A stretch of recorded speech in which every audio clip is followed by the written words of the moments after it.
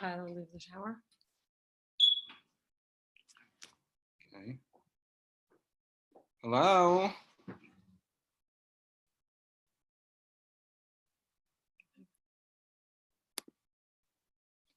Oh, where's my phone? Gosh, I think I left my phone in the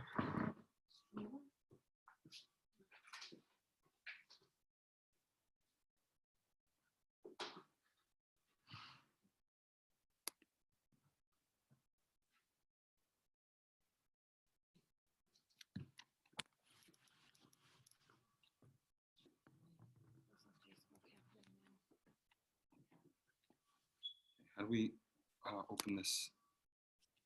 Why am I not seeing? And how do I get share? How do I share the screen? אנשים שהם כבר... אז למה אנחנו רואים אותם גדול? I'm asking you.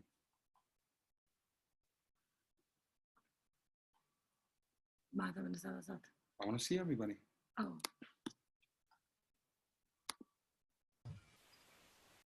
Hi, Cheryl. I don't think she can hear you. No, I can hear you. I had to unmute myself. Hi. I'm getting really good at this. What? I'm getting really good at this. Good. Get ready, because we're starting with a lot. Okay, good. I think my daughter's Okay, good. I hope that she does. Send it out to all your friends, whoever's sitting at home. I sent it out to a bunch of people. You are awesome. I'm gonna send a few. I'm gonna repost on Facebook right now. How are you all doing out there? We're doing great. Everybody recovered? How's your dad? I would say 90% of the way back to normal, but he's still on oxygen. He's getting better every day. Okay. Hey, look at you, Saul. You're on another screen. It's good to be alone. I can't sit on the couch and do this. My wife can sit in any position for hours. I need a hard chair. Oh, we miss her so much. You don't know what you're missing. You're missing. You're missing I the do too. blueberry ricotta cake. But I'm not. What name is your screen? My name? Why am I not seeing him? This is all your. Is that he's on? Yeah. Yeah, Razy, it's a challenge cooking here. I've adopted your method. Which is? I don't measure anything. Make up recipes and don't measure. The way to go. We've been making some really good stuff. We're looking. Oh, hi, Malka. Malka, could you hear?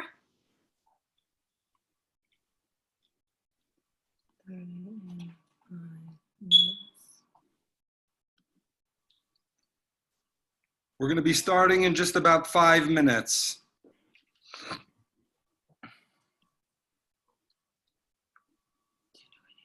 Here it is. Sami Steigmann. Sami, can you hear me? No, that's fine. Oh. Sami, can you hear me? Sami, are you able to hear me? Now I can hear you. Good evening, everybody. Okay, we're going to start in 5 minutes. We're going to be starting in about 5 minutes. Sami, do you have any questions? No, I am going to leave it up to you to lead the conversation. Fantastic. And the only thing that I want to stress that I will stay after the presentation as long as people want to ask me any questions. Wonderful. I'll make sure to stress that as well when we get started. Right. Very good. Do you have any questions? We're still waiting for people to sign. Do you have any questions for me? Do you have any questions for me, Rabbi? No, I think we're all good. It's pretty straightforward, pretty simple. You'll just be you and everyone else will be impressed and we'll leave with a smile and a lot to learn. Very good. Hi, Malka.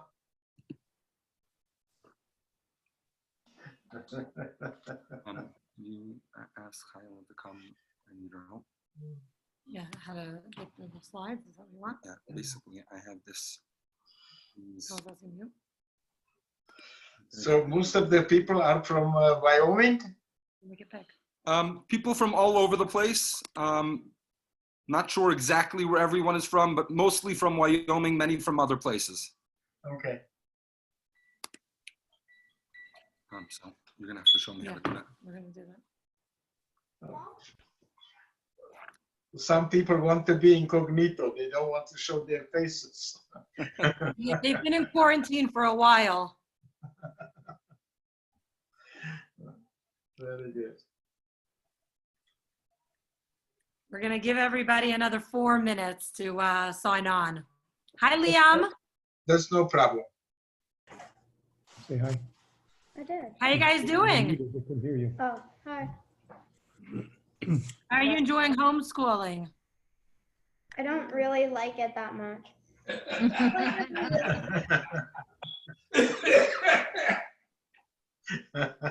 It's harder than you thought it would be. No. Why don't you like it? I just don't like school.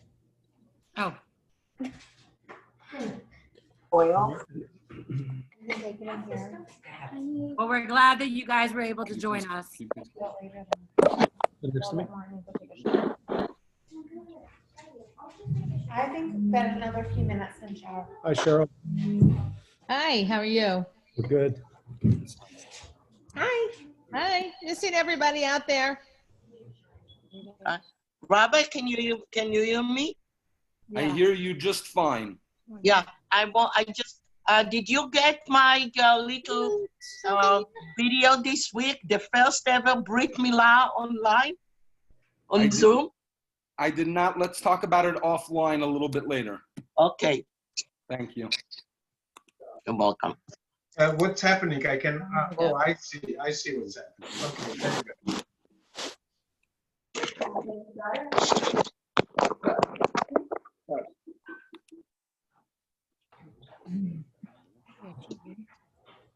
Are you feeling this right now?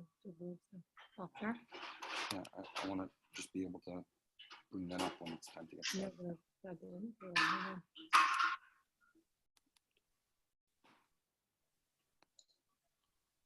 Hey, Sammy. Hi.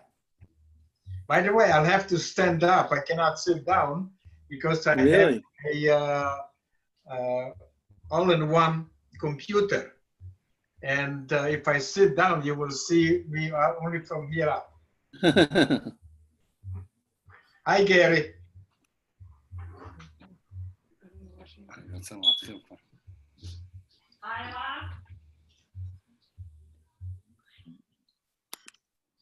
Okay, I meet somebody else from New York, Judy.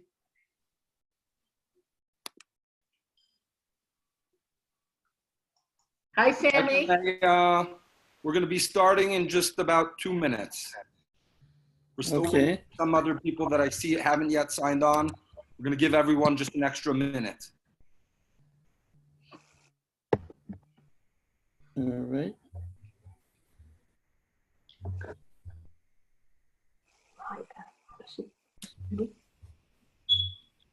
Come see Sammy. It's your buddy, Sammy.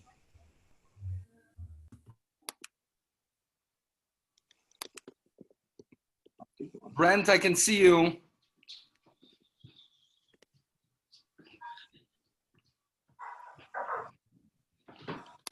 Okay. She And actually get off. I'll be like a Facebook guy that will send me people around. Okay, 7:31.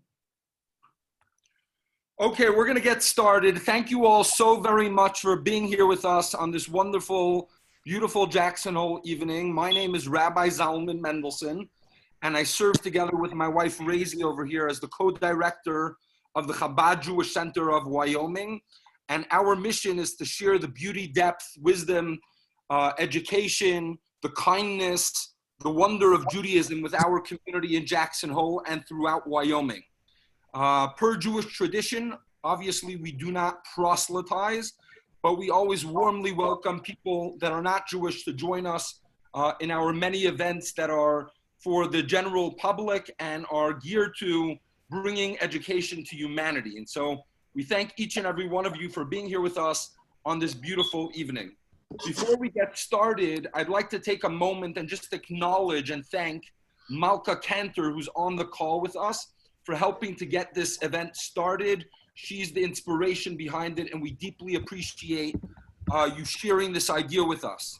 For the rest of you that are on this call, if you ever come up with an idea that you think would be meaningful for us to share with the general public or our community, please let us know. We're always looking for interesting, thought-provoking opportunities to be able to share with others.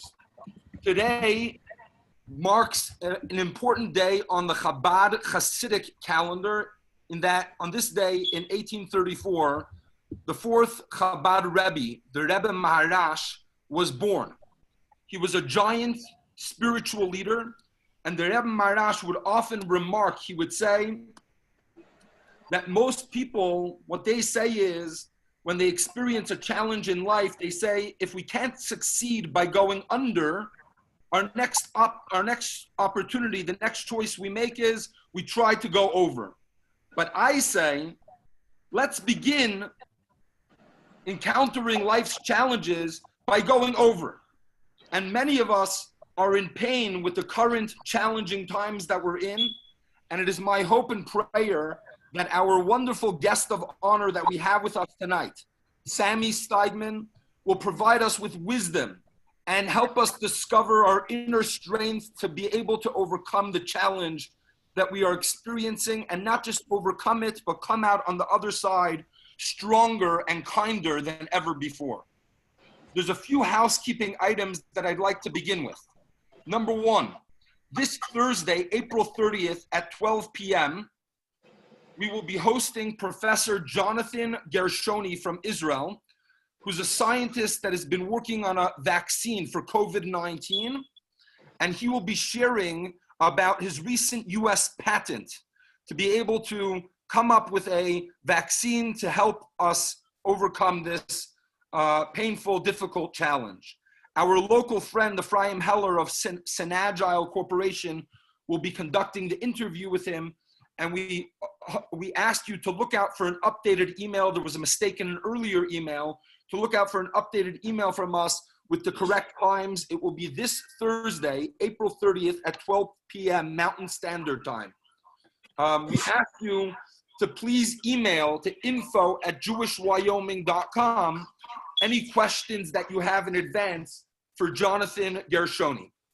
On May 5th at 7:30 p.m. Mountain Standard Time, we will be hosting Russ Roberts for a presentation on the Jewish side of Adam Smith. Dr. Roberts is a world-renowned economist and fellow at the Stanford University's Hoover Institution. He's the host of the popular Econ Talk podcast and the author of many books, including How Adam Smith Can Change Your Life. Please join us on May 5th at 7:30 p.m. Mountain Standard Time. Email your questions to info@jewishwyoming.com. On May 7th at 7:30 p.m. Mountain Standard Time, we will be hosting Dr. Sherman Silber for a presentation on infertility. For those of you who this is not an issue for, you'll find this presentation to be fascinating from a scientific perspective, as well as it will give you an opportunity to share with your family and friends who may be struggling with infertility, ideas on how they can find wonderful ways to be able to bring a child into their lives. Please look out for details with regards to this event. It will be sent out via email. If you have any questions for Dr. Silber, who's a world-renowned infertility specialist, please email us at info@jewishwyoming.com. On May 12th, at 7:30 p.m. Mountain Standard Time, we will be hosting our very own Avi Cantor for a discussion with yours truly on 3 principles for personal development and enhancing relationships, which are particularly important during these challenging times. If you have any questions for Avi, look out for the email that will be coming out and send in your questions to info@jewishwyoming.com. Finally, as you all know, many people are seriously struggling during these uncertain times, and many people in our community have reached out to us for financial support to help feed their families. Please consider making a tax-deductible one-time contribution to our Chabad Jewish Center designated to the Rabbi's discretionary fund so we can support our community with dignity during these difficult times. The schedule for this evening is I will interview Sami for the next 30 minutes. During the interview, I encourage you to send in your chat questions so we can ask him these questions after I conclude my 30-minute interview. I will read out most of your questions, or as many as I can get to when we come to the questions and answers, and that will take us to approximately 8:40 Mountain Standard Time, 1 hour from now, after which time we will open it up to the public to be able to ask any questions you want. And Sami has encouraged me, assured me, demanded of me that we leave the Q&A open for as long as possible so we can answer any and all of your questions, regardless of how simple of a question you think it may be. He would like to be able to be there to answer all of our questions. Finally, it is my great pleasure and it is my unique honor to introduce all of you to the young and energetic Sami Steigmann. As you all know, Sami survived the Holocaust as a young child, but he lives with the pain, scars, and wounds till today. So-called Nazi doctors did unspeakable experiments on Sami, and they almost starved him to death, while 6 million of our brightest and best perished miraculously, and because of his indomitable spirit and joy, and because of God's grace, Sami survived and is here to tell his story. Without further ado, please put your hands together and join me in welcoming Sami Steigmann for a fascinating evening with his story. Please put your hands together, and if you can, put your computer on mute. Sami, welcome. Before I get to my first question, I know that many of our participants will want to learn about and support your important efforts and the efforts of your foundation to help educate young people about the horrors of the Holocaust. If you share in Sami's educational vision, please visit samispeaks.com, where you can contact him, be in touch with him, and learn about ways that you can support his foundation and his important work. Sami, to begin, let's get the first slide up. First of all, how are you feeling tonight, and how has this coronavirus epidemic affected you? Well, interestingly enough, this is a very challenging time. This city that never sleeps, New York, is basically a ghost town. I have been cooped up in my apartment for 6 weeks. I've been out only 3 times for no more than 15 minutes. And I still have to be here because of I'm a health risk, my age, diabetic, high blood pressure. So basically, I have to stay home for another month, for at least. Who knows when this will be over. However, I'm alone, but thank God for the social media, I am not lonely. The other thing I wanted to just to correct the rabbi, the samispeaks.com is my email, and it's my website. Okay, the foundation is a different one. Okay. What is the foundation's website? Pardon me? What is the foundation's website? It is called tamidnyc.org/Sami. S-A-M-I, Sami. Right. Thank you for clarifying that, Sami. From preparing for this interview, I noticed that you originally, for many years after the Holocaust, you hesitated to share your story. Why was that you hesitated, and what changed your mind to start sharing your story of survival and thriving after the Holocaust? One of the interesting things is that I was born in a city called Chernobyl. That was part of the Austro-Hungarian Empire. As the borders changed, so that my nationality. So when we, the whole family, when we went to Israel, in my passport it said that I was born in Romania. I actually grew up there. When I came to the United States in 1968 by myself, in my passport was written I was born in the former Soviet Union. And today my passport it says that I was born in Ukraine. So obviously you can understand why I'm a confused and a mixed up kid. But interestingly enough, we were not deported by the Germans. We were deported by the Romanians. In 1941, when the whole family was deported, I was a baby. I was only a year and a half. I was in the labor camp. It was a labor camp in Transnistria, an area called, the labor camp was called Mogila Podolsk. And I was there for almost 2.5 years, 1941, 1944. Fortunately for me, because I was so young, I have no memories of that period of time. That is, for me, it's a blessing in disguise. What that really means is that I don't have to relive those horrors every single day like the older generation. At the same time, until 1961, Holocaust survivors felt guilty, ashamed, like victims, and they did not talk. At the same time, they wanted the children to grow up a normal life, normal childhood, without being burdened with those stories.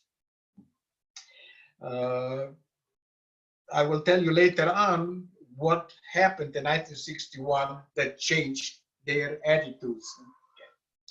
So I belong to two generations. I belong to the Holocaust survivors because I was in one of the 3 types of camps. Concentration camp, where they divided people who will live and who will die. There was also at the same time the labor camp, when you were actually a slave. That's where I was with my parents, and the death camps.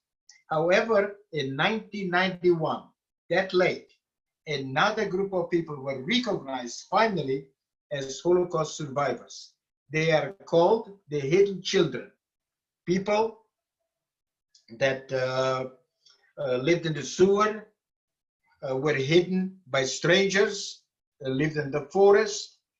Okay, so finally they were also recognized as Holocaust survivors.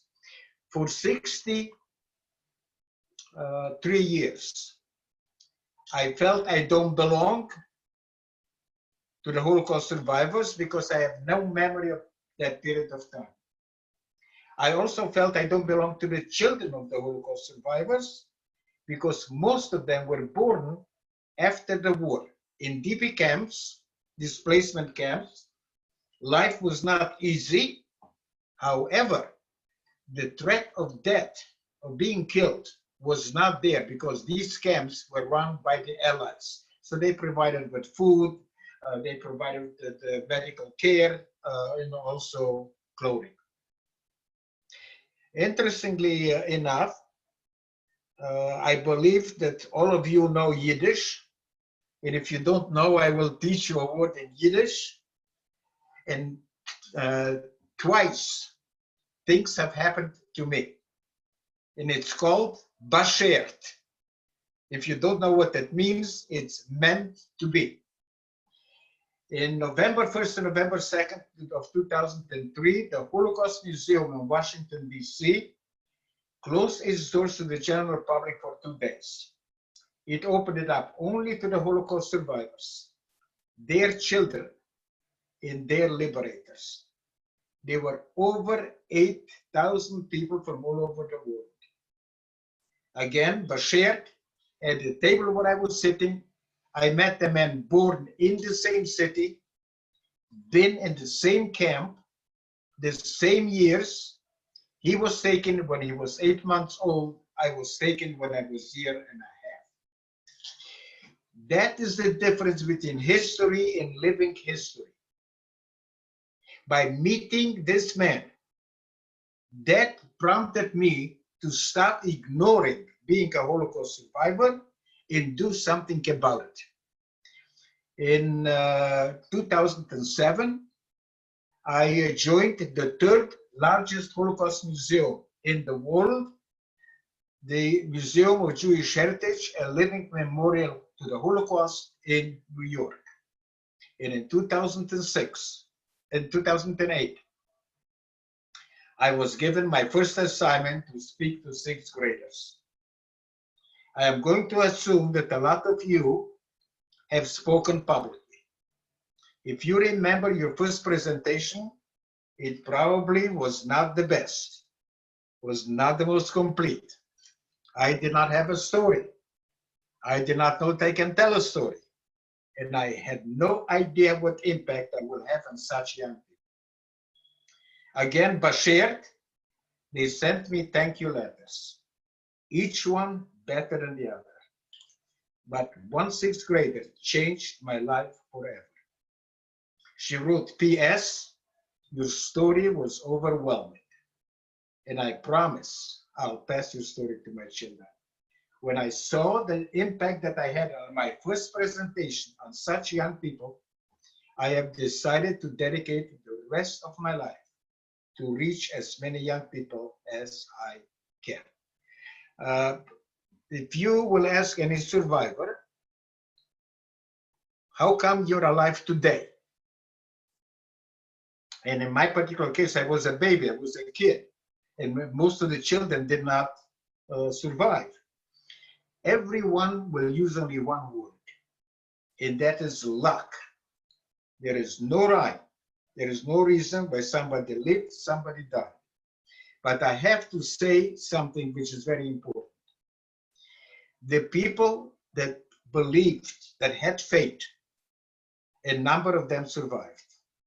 People that had no faith whatsoever, a lot of them committed suicide. So faith also played a role in the number of people that survived.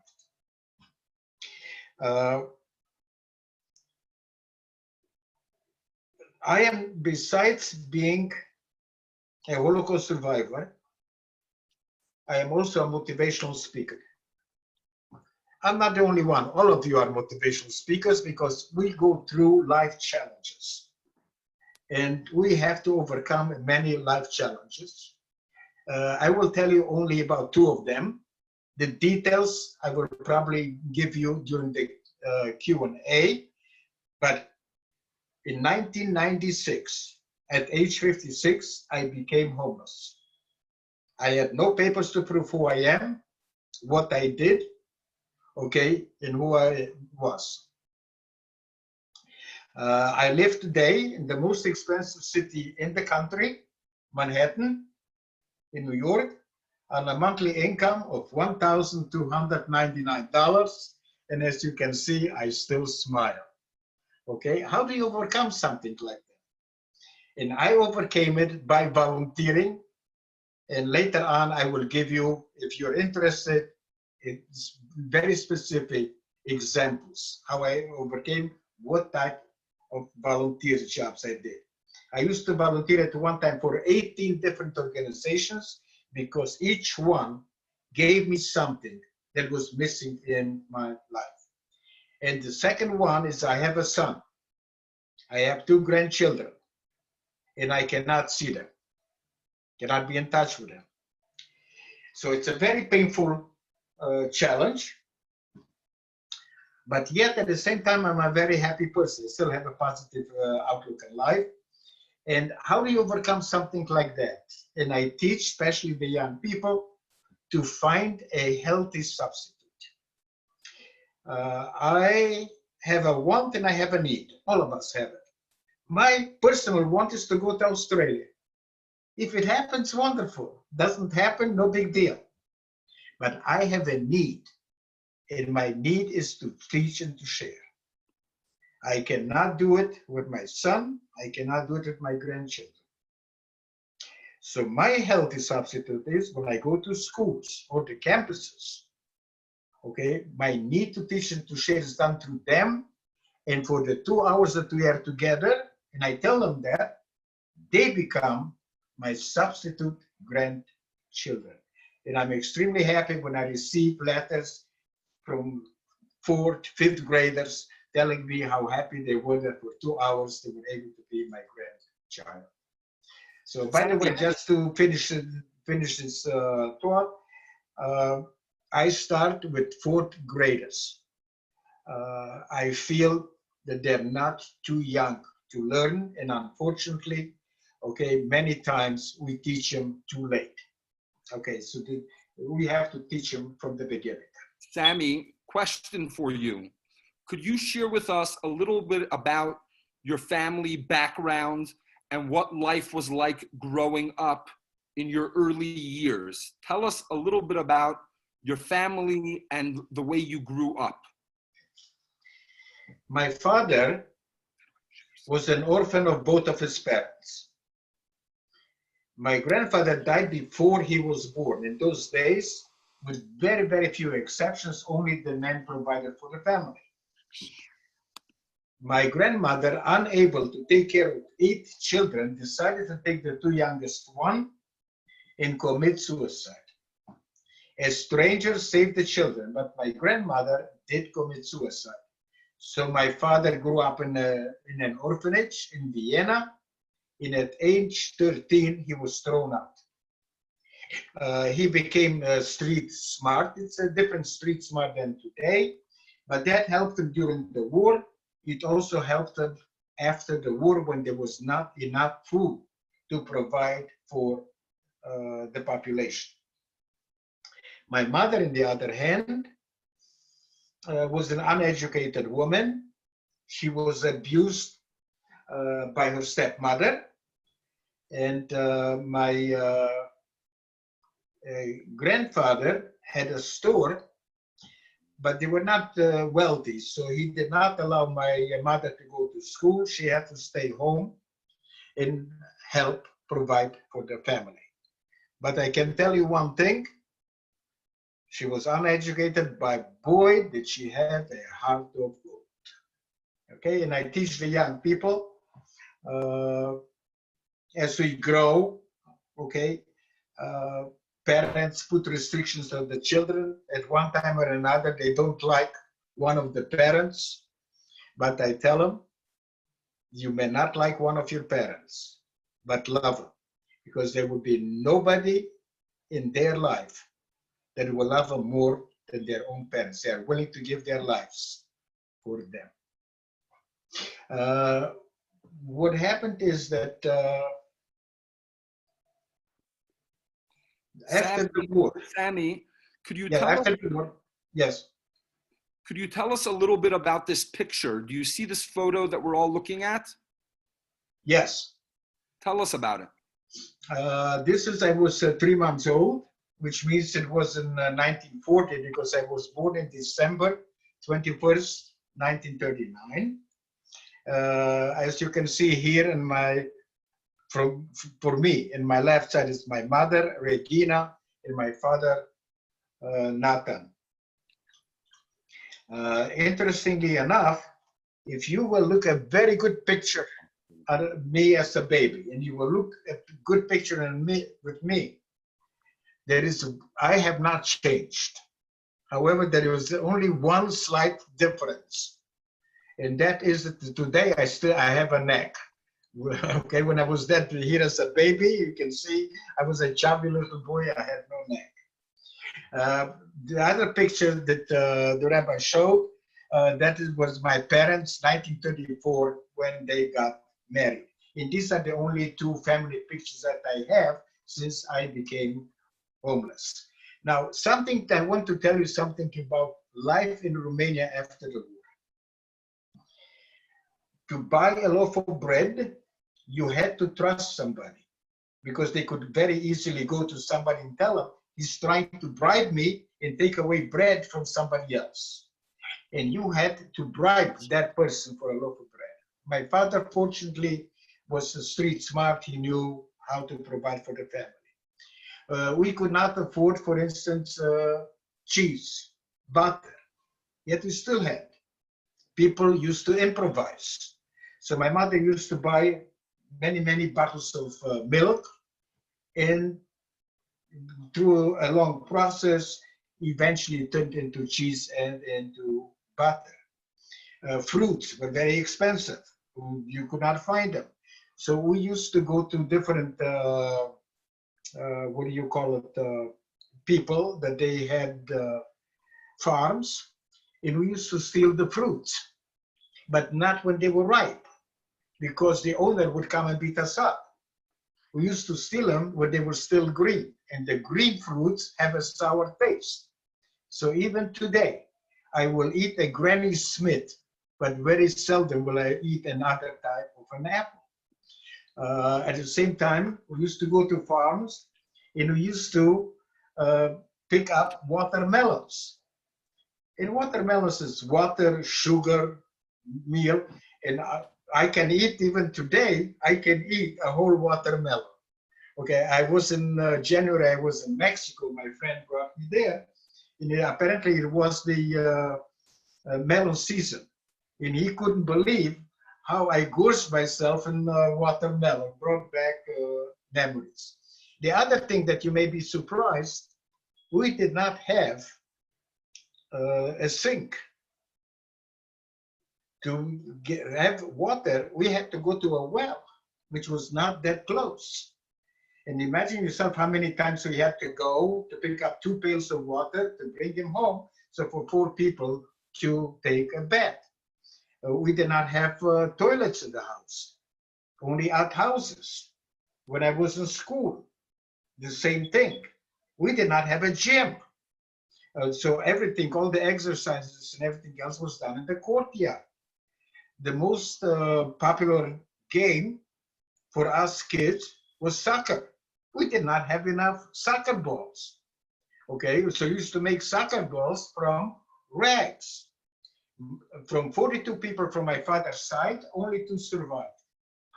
My uncle was not a survivor. My uncle was a refugee in Shanghai, okay, in China. As a matter of fact, this is also important to tell you, there were only 3 countries that allowed Jews, okay, to come in officially. China, Dominican Republic, and Philippines. Anyway, after the communists came to power, my uncle went to Israel in 1952. He came to the United States, and he sent a package.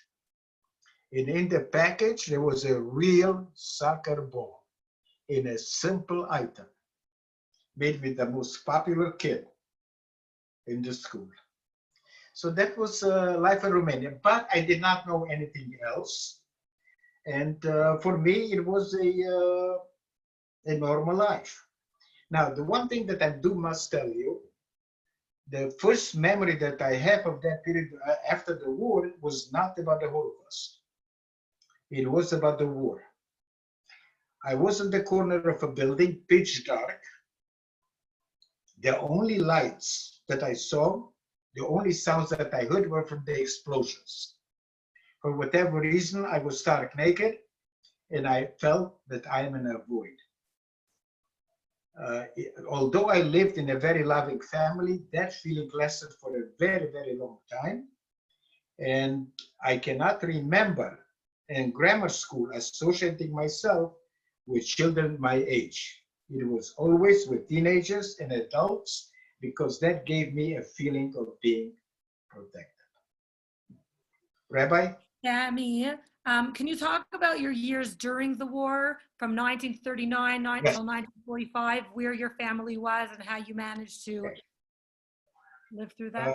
Now, because my parents did not talk about it, and I don't remember, okay, there were 2 things that saved my, 3 things that saved my life. Number 1, I was never separated from my parents. Number 2, being too young to work, they did medical experiments on me. I feel the side effects still today. There was no real cure for the type of pain that I had because my pain was head, neck, shoulder, and back. It was not localized.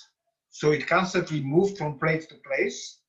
The intensity was also different. It could be a 7 and 8, or it could be a 3 and 4. I'm coming from a generation that is very stoic, and even the doctors did not believe me that I'm in pain because there is no test to prove that you have back pains. They see it on your face, and they couldn't see it on my face. And for about 45 years, they didn't believe me that I'm in pain. I was an extremely powerful painkillers. I would say about 2 levels below morphine. That's how strong the pain was. And interestingly enough, the question you probably will not ask me, but I'm going to tell you is how do I know that I was subjected to medical experiments? I don't have any memories. My parents did not talk about it. And I was in the 30s. And my parents went out, and I did not expect them to come home very early. And suddenly, I was in one of those days that I was on the floor, almost unable to move. And suddenly, my parents came home, and my father saw me in such pain. He never knew that I was in pain. And okay, because I told you, I was very stoic. In shock, I don't think that he ever intended to tell me. But in shock, he told me that I was subjected to medical experiments. Obviously, it did not help me with the pain, but it did something else for me. It gave me the courage to ask for compensation from the German government. And as you know, even here in the United States, nobody will give you a single cent unless you know what happened to you, unless you have documents, or you have witnesses. When I applied in 2002, I had no proof whatsoever. However, in 2004, I did it just for myself to do it and forget about it. But in 2004, 2 years later, I got a letter acknowledging that I was subjected to medical experiments. Most importantly, they paid me. And it was not paid based, okay, on what I wrote. It was based on their records. I want to tell you something that you probably do not know. In 2013, there was an article in New York Times and in Daily Mirror in London. What people do not understand, the Nazis and their collaborators had 42,500 different type of camps. Not all of them were barbed wired, but if you were in a town and they brought you to the plaza and they were murdered, that was also considered a camp. And something that when we talk about 6 million, to me, I don't know about you, to me it's a number. I can't relate to it. But if we have to bring it to common denominator, if I'm going to stand up and be silent for 1 minute for every Holocaust victim, I would have to be on my feet and silent for 11 and a half years. That brings you, more understandable to relate to those numbers. Andy, can you share with us a little bit about your deportation from the camp? I have no idea. I can only give you an educated guess. Okay, but since my parents did not talk about it, I'm not going to make things up. I have no idea, okay, when they picked us up, was it during the day, was it the evening, who picked us up, I have no idea. The only thing I know that we were picked up by the who were deported by the Romanians. What happened is because they were deported by the Romanians in 1946, the Romanians allowed a small group of Jews to repatriate. My mother and I were born outside of Romania in an area called Bukovina, which, like I told you before, today it's part of Ukraine. But my father was born in Romania proper. Being an anti-communist at that time, he decided to choose the lesser of the two evils, decided to go back to Romania, and for whatever reason, we settled in Transylvania, where he grew up until 1961, when the whole family went to Israel. Just to tell you that in 1949, my father applied to go to Israel, and we received the visa only 12 years later, 1961. And when we came to Israel, I was in the Israeli Air Force, very proud, okay? A Holocaust survivor coming to a country, you have your own country, your own police, okay, your own military. So I was very happy being there. Yes. I have a lot more, but okay. Can you tell us about Carlo Schanzer, your second cousin once removed? Yes. Okay. First cousin twice removed, okay, which means that if I'm first cousin with somebody, let's assume with the rabbi, our children will be second cousins, our grandchildren will be third cousins. But my child will be first cousin once removed, okay? Okay, we will be first cousins, okay, our line, okay, with that person. It's just how many generations below. So when I'm saying first cousin twice removed, means that my paternal grandmother and Carlo Schanzer were first cousins. And as you can see, he was the foreign minister of Italy, Secretary of State in 1922, and his successor was Benito Mussolini. So when I have time, I go into and explaining what happened, that for being on the top of the world, suddenly we became the scapegoats. So, okay, yes. This picture, okay, go back, please. Okay, no. No, the other one. Sami, The one with the pyramid. Sami, I'm sorry about that. We're having some technical difficulties. Okay. Thank you for sharing about Carlo Schanzer.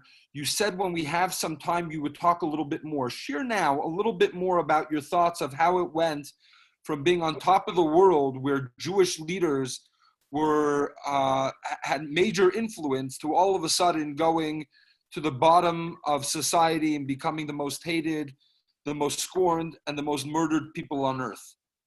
Well, first of all, before I go into it, okay, with your permission, I want to mention something else.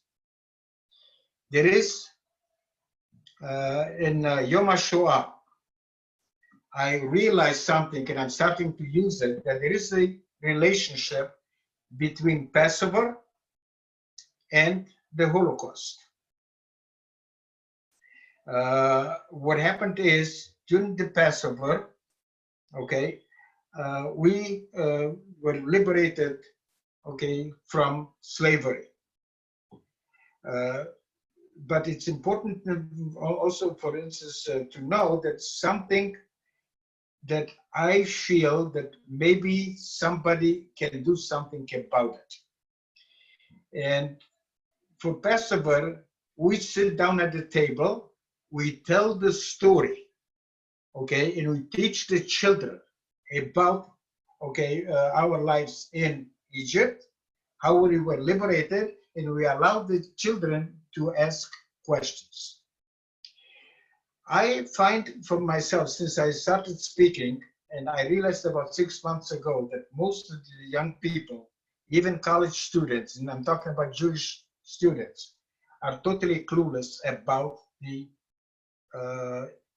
Holocaust, how it evolved. And I will tell you more about it.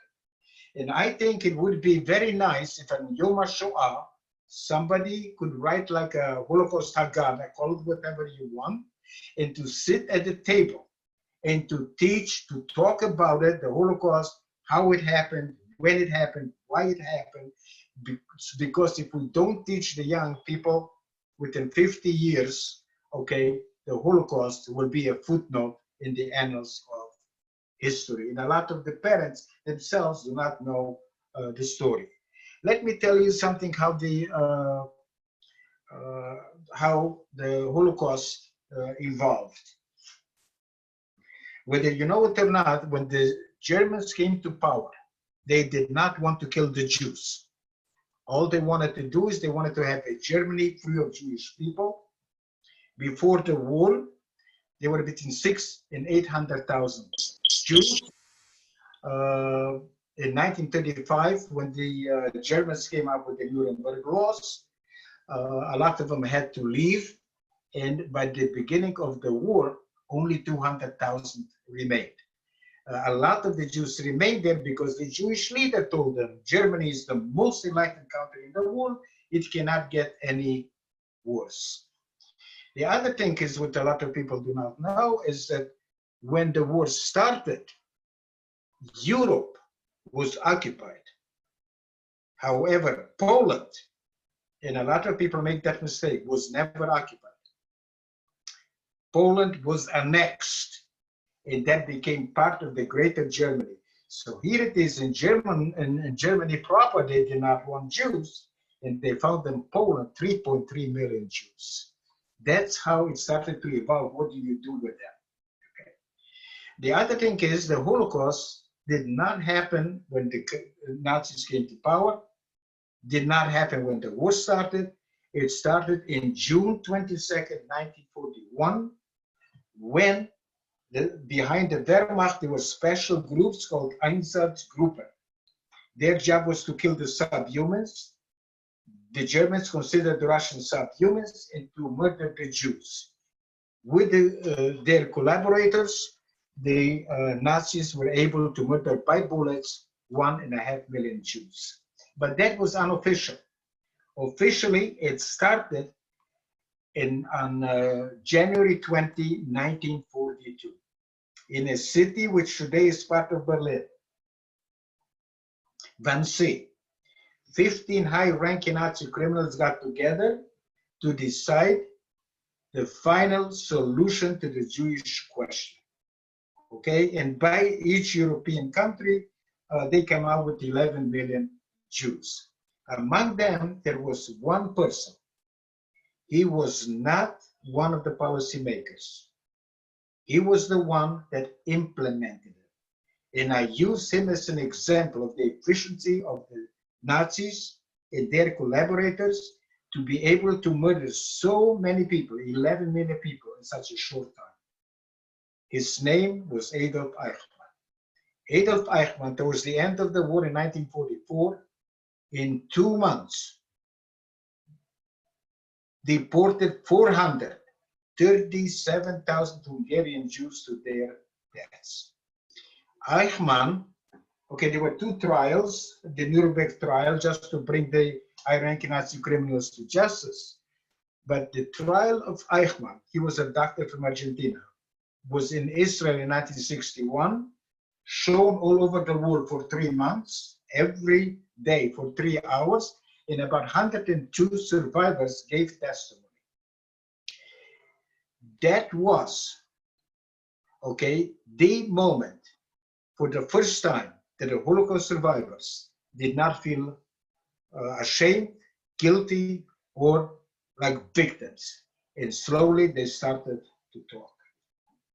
And that is very, very important for people to understand. The first that the Poland was annexed, was never occupied, and that the Holocaust, okay, officially started on January 20, 1942. Sami, thank you very much for sharing that. I have two final questions for you before we go to the questions that Yes. people have wrote in. Some people will write in questions in the chat, and we're going to ask you those questions when they come in. We have a couple already now, and we're hoping that more people will write in, and then we'll open it up to questions and answers to the public afterwards. But my two final questions are as follows. To me, speaking to you over the phone for the last week or so, you have so much joy. You have so much happiness. You have so much energy. How do you have all of this joy and happiness after everything you've been through in your life?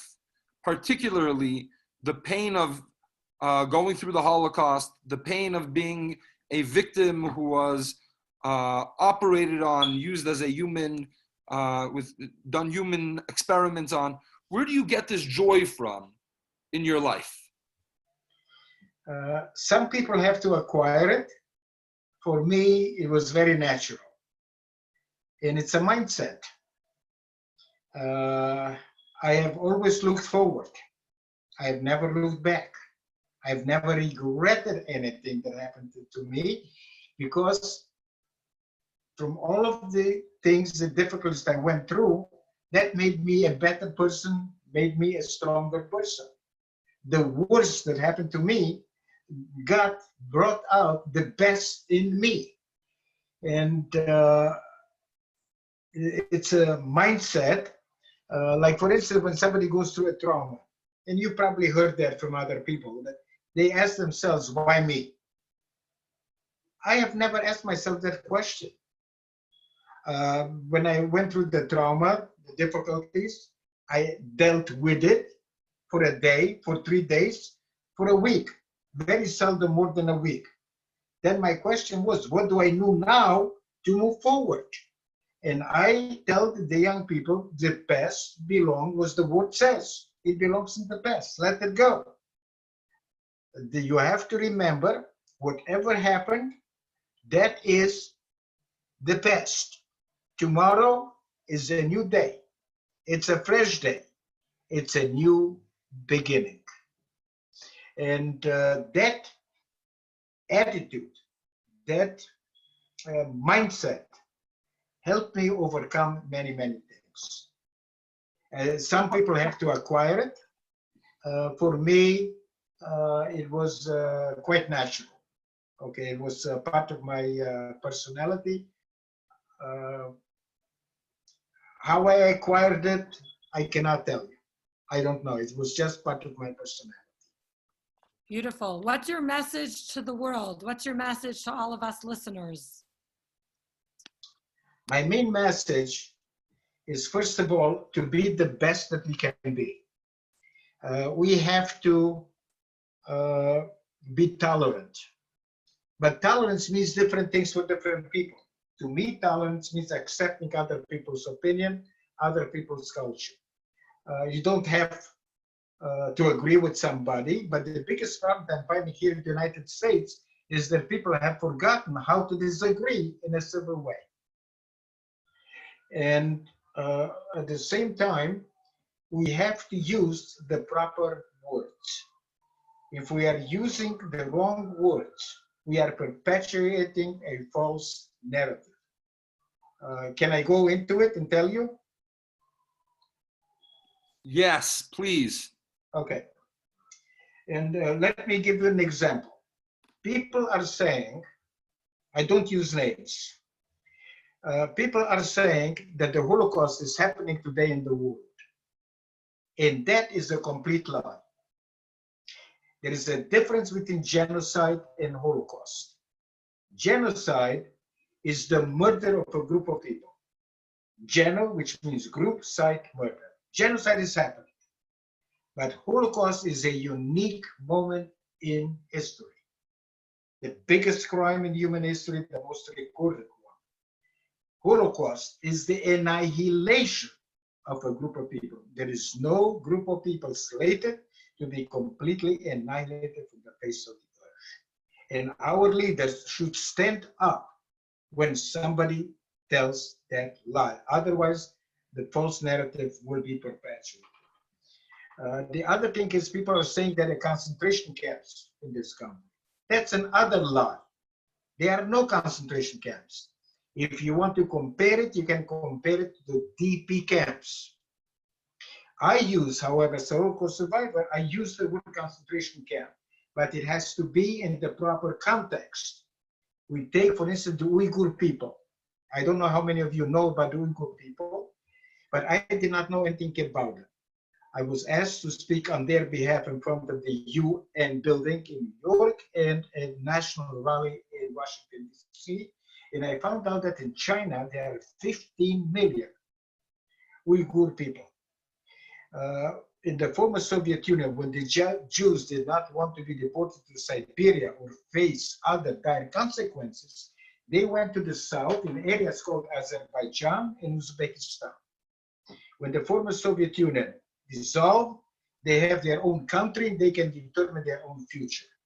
But in China, okay, from the 50 million, about 2 years ago, they started deporting them to so-called re-education camps. I lived in a communist country. I can tell you, has nothing to do with education.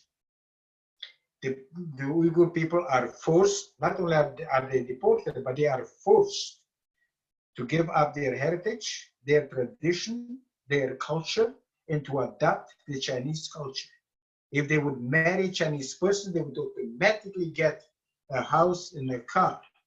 And most importantly, they are tortured. And the people that live in other countries, in the United States, in Europe, and other countries, have no idea what happened to the family members and are afraid to talk to the family members in China because they may be deported. So in that context, it can be used. Now, I am also, like I told you, I served in the Israeli army. I'm an Israeli, and I want to talk a little bit about Israel. It's very important to me. Like Greece are coming, like the Greeks are coming from Greece. Jews are coming from Judea. So basically, when the state of Israel was formed, we, okay, returned to our own homeland. That was the rebirth of our homeland. And one of the things is people are using the word West Bank. We as leaders, as Jews, especially the next generation, we should use the word Judea and Samaria. When you use the word Judea and Samaria, you basically are acknowledging that we are returned to our own homeland. We can use this, okay, and then you cannot occupy your own land. But instead of using the word occupation, which brings confrontation, let's use another word, and that is disputed territories.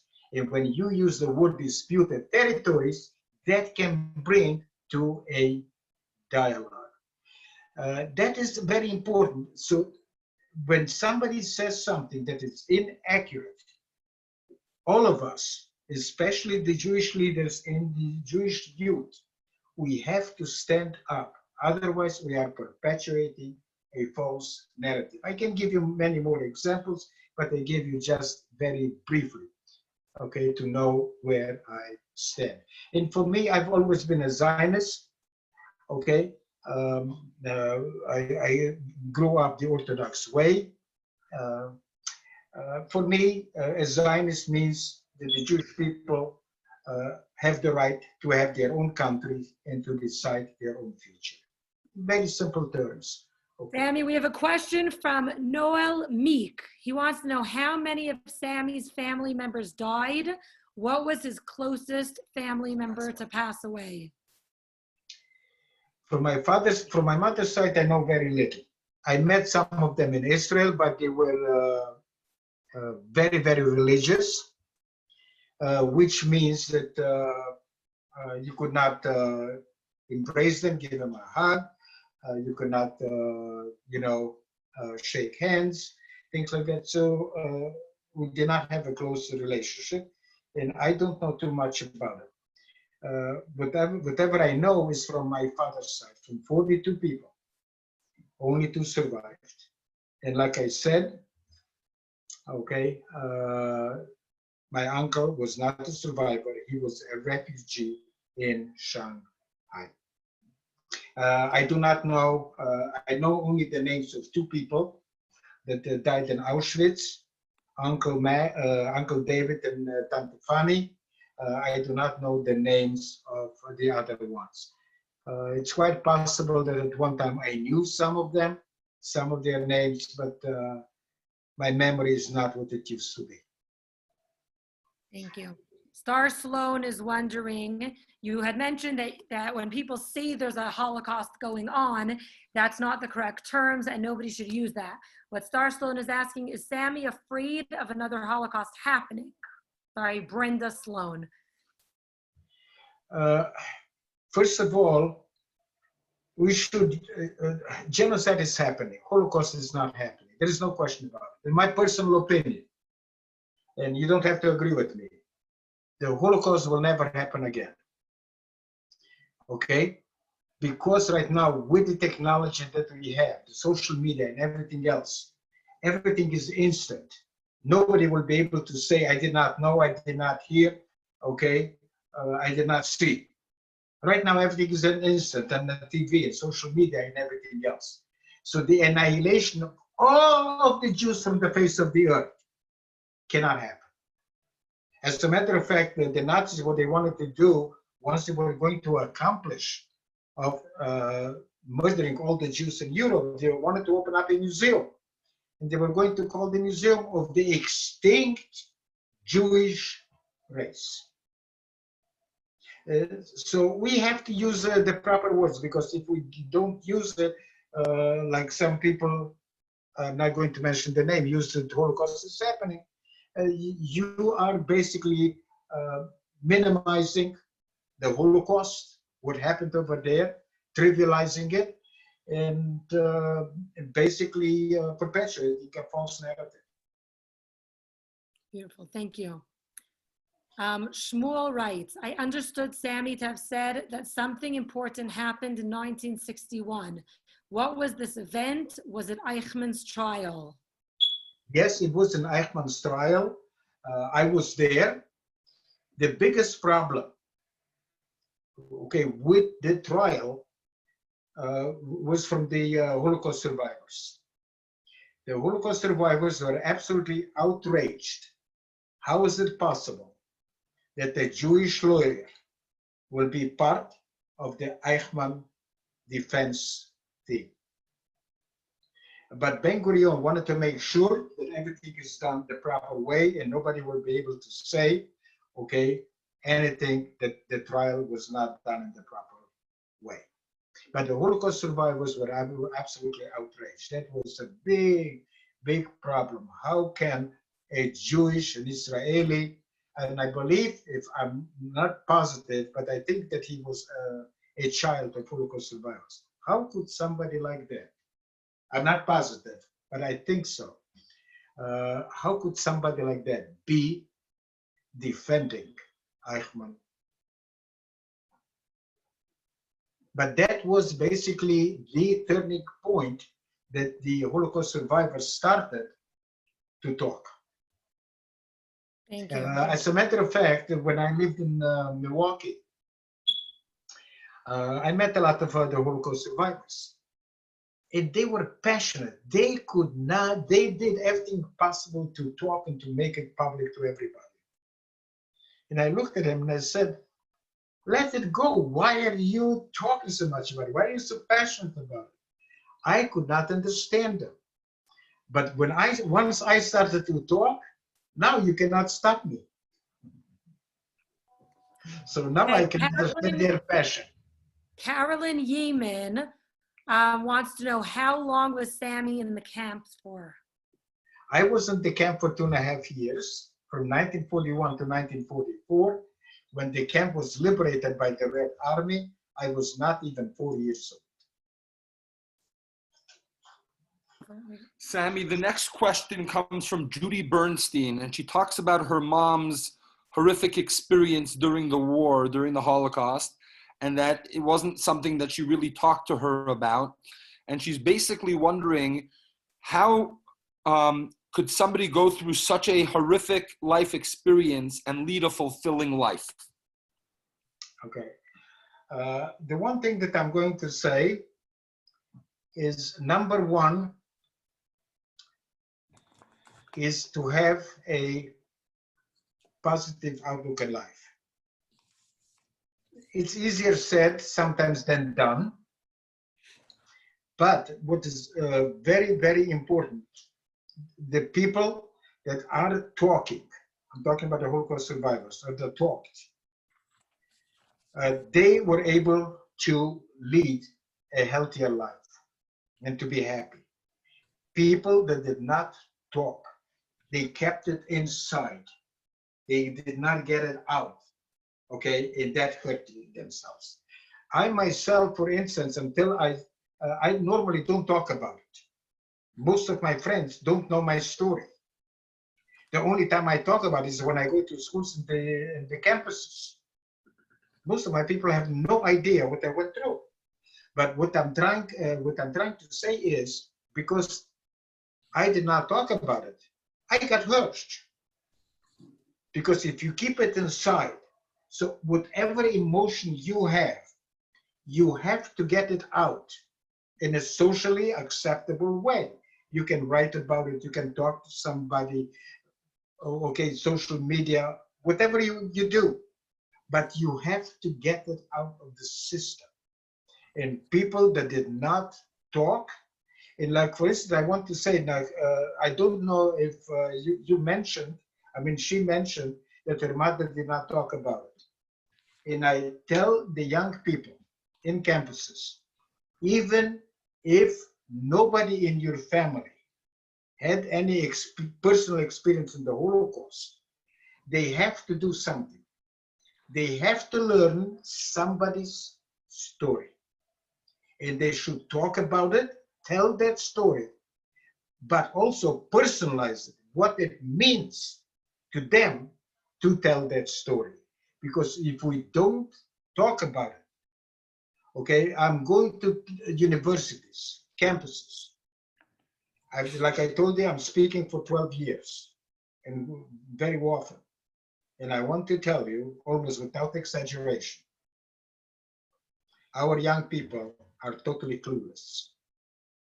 And if they are clueless, how are they going to teach their children? That's why it was my suggestion to do something what we do in Passover, but it should be done on Yom HaShoah. And at the dinner, okay, is to read about it and to make us feel that, like in the Haggadah, we have to feel that we were there in Egypt. We also have to make our young people to feel that we went through the Holocaust personally. And if we are not going to do it, unfortunately, I'm telling you, a lot of people don't know the history, don't know it, they don't know how they're going to teach their children. How are the children going to teach their children? So they will hear certain stories, but you really, for instance, to give an example, I'll guarantee you that a lot of people think anti-Semitism started with the Nazis. Anti-Semitism started in the 2nd century. Most of the people don't know. And that's why we have to educate yourself. The biggest job that we have for young people, what they have to do is they have to educate yourself. There are certain things that cannot be eradicated. Okay, bullying will always be there, just takes a different form. Anti-Semitism will always be there, it takes a different form. Today, it's not Jews. I don't hate Jews, I hate Israel. Who lives in Israel? Okay, so it takes a different form. Hatred cannot be eradicated. Ideology cannot be eradicated. People that believe in an ideology, okay, are willing to die for it, are willing to kill for it. The Nazis, ISIS, they were not regular criminals, in my opinion. They believed in ideology. Okay, it's totally different than just being a regular criminal. Okay, so the only way that these guns will not destroy ideology, the only way you can do it is only through education. And basically what I am asking the young people when I go to campuses, don't think of changing the world. You'll get frustrated. I thought I'm going to change the world when I was their age. I didn't. Okay. However, I tell all you have to do is to mentor one person and make sure that that person will mentor somebody else. And one by one, eventually, in the long term, we can reduce the virus of hate, bigotry, and anti-Semitism. But it can be done only through education. And they cannot educate somebody if they are not educated. And Sami, someone asked for you to repeat the name of the website where people can donate to your foundation. Please repeat the name of the website where people can donate to your foundation. Okay, Tamid, TAMID, NYC.org/SAMI.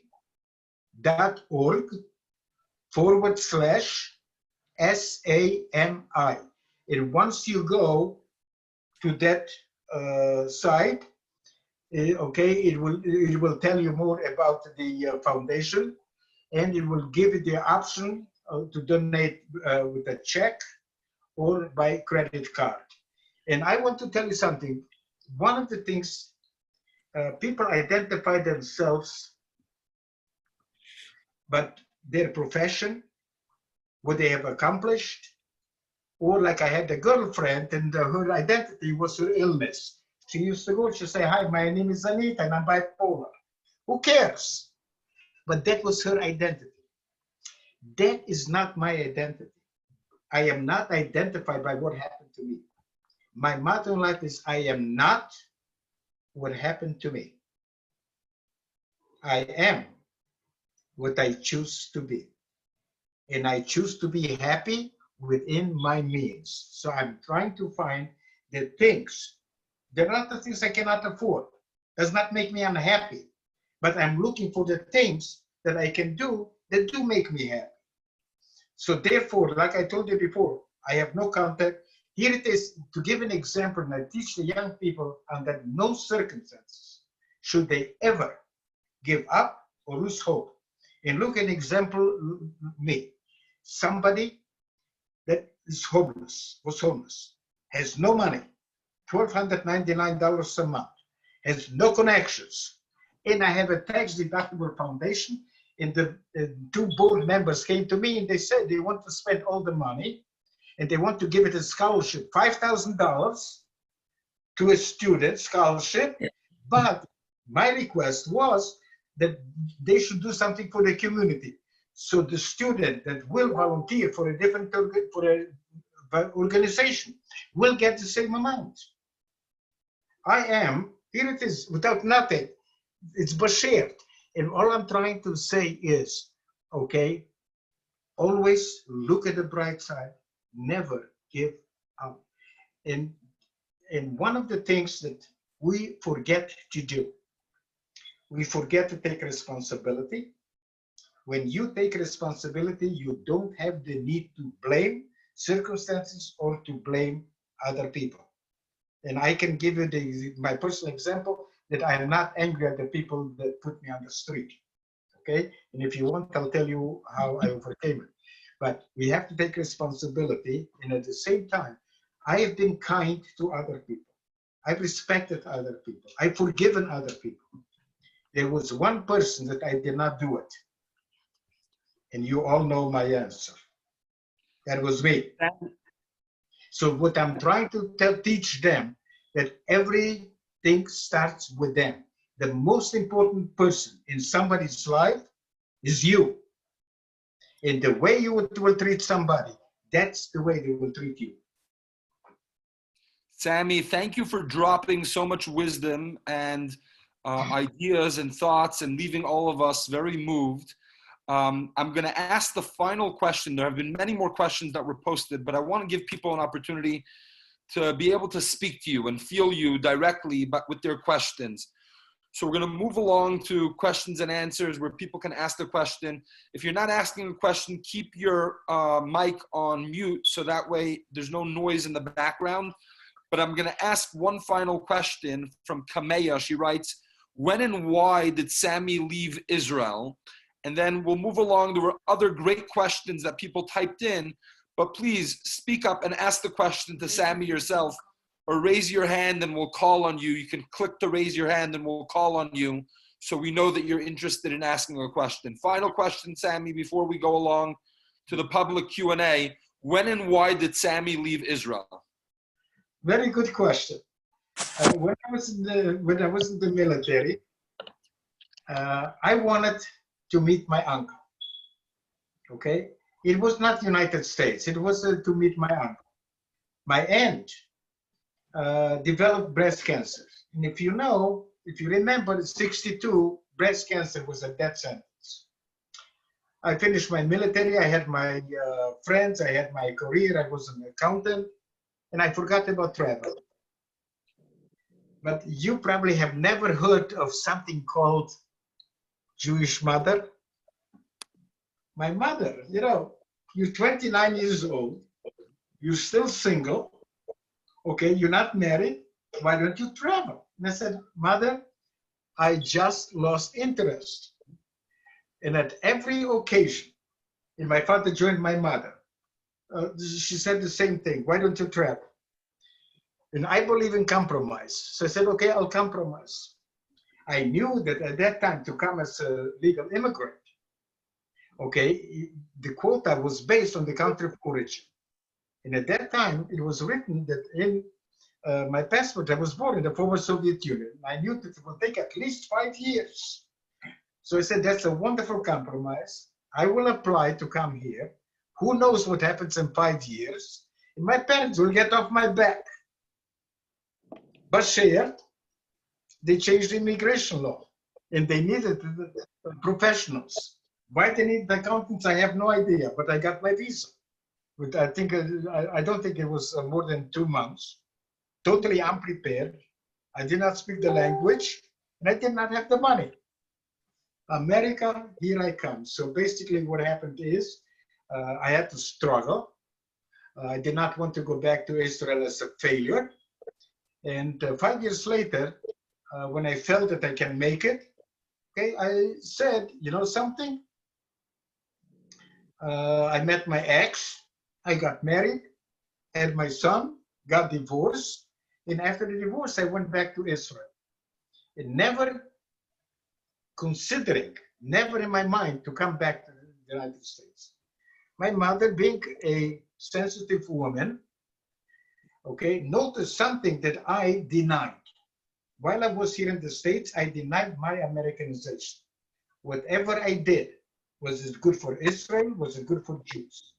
I came to Israel in 1983, and as soon as I came to Israel, I kissed the ground. But 2 years later, my mother noticed that I'm more American than Israeli. So she said, if you ever want to go back, you have my blessing. And I said, Mother, don't joke, because one day I'll come and I'll say bye. And guess what? In 1988, that's what happened. I did not want to go back to Milwaukee because my ex and my son were there. I did not, okay? And so New York was not my final destination, but I've been away for 5 years. And I wanted to be here to decide where I want to go. And I came at the height of the inflation. One thing led to the other. And New York is now my final home. And I stopped being the wandering Jew. I hope I answered the question. Malka, you're up. Please ask the first question, Malka. And Malka, I see that you clicked the raise your hand button. Yeah. Share with everybody how to do that so that that way we could keep it going organized. Okay, I'm going to be very brief. It's not a question. Sami, shalom. I want to thank you very much. And I just want to say something because I was very fortunate to have spent few hours with Sami face to face. Once at Chabad in Puerto Vallarta, where he presented a beautiful slide presentation. Then I had a dinner with him and another friend of his. And then the next day, I actually was in the American school in Puerto Vallarta, where there were, this is the point I'm making now. There were about 200 high school kids. There was not one Jewish kid in the room. And Sami has kept their interest. You could see some of the girls and the boys that initially couldn't care less what was the topic, let alone Holocaust. By the end of about halfway into the presentation, you could see how we're starting to pick up their interest, and it was magnificent. So, Sami, you touched so many young lives. I don't know about the older ones, but the younger ones, you're really doing a great. I do the older ones too, but I want to tell you something funny about it. Mentioning to. So after I spoke to the kids in the evening, I spoke to the community, and one mother came to me and she said, "My daughter heard you this morning, and she told me that if I am not coming, she will not talk to me for the rest of her life." So she said, "I am here." Okay, so you can see the impact, and that's, look, on Yom HaShoah, just to give an example, I'm one of the few Holocaust survivors that have a lot of energy, and the way people are reacting, that propels me to want more. In Yom HaShoah, okay, with very few short breaks, I was on Zoom speaking from 8:30 in the morning until 9:30 at night. Very few people can do that. Most of the Holocaust survivors, after one presentation, are finished. Okay, so I am one of the youngest Holocaust survivors that you will ever meet. I'm 80 years old, and I have met one survivor. There are others that is younger than me, but he was born in a camp itself. So he is a survivor because he was born in a camp. Sami, thank you very much. And your energy is just beautiful. I wish I had as much energy as you. Judy has the next question. Judy, I'm unmuting you. Please go ahead and ask your question. Can you hear me? Yes. Answer my question. Hi, Sami. This is wonderful to see you. I'm glad that I got to listen to you. I've heard you speak in the past, and I know your story, and it's very inspiring. I wanted to know the name of the charity that you donated to, so I got it. I was given the Tamid New York donation, and I'm definitely going to make a contribution to it. I'm very inspired by what you've had to share, and I'm appreciative that I've been able to participate. I am so honored and everything else, and I'm so happy to see you because I remember that I spoke there a couple of times. Okay, and you were there and everything else. And I see somebody else is here. Let me see if I see his face. He's next to you, Craig. Hi, Craig. Somebody just asked, how do you raise your hands? If you go over on your screen of the picture of you, right on the top left-hand side, there should be an ability to raise your hand. Okay. Yes. Anyone else has any questions, feel free to. By the way, feel comfortable to ask me any questions on any subject that you want. And okay, feel free to I am very open. Alba Kaira. I might have butchered your name, but just unmute yourself and you could share with us your question. Alba. Shalom, Shmi Ariel. Toda rabba. Actually, my question is whether, Sami, toda rabba, for everything, if you could comment a little more on the current state of anti-Semitism in the world, and particularly in the United States, and under the current administration. You did speak a little earlier about that subject, but if you could elaborate a little more, I'd really love to hear your thoughts. Thank you. About, okay.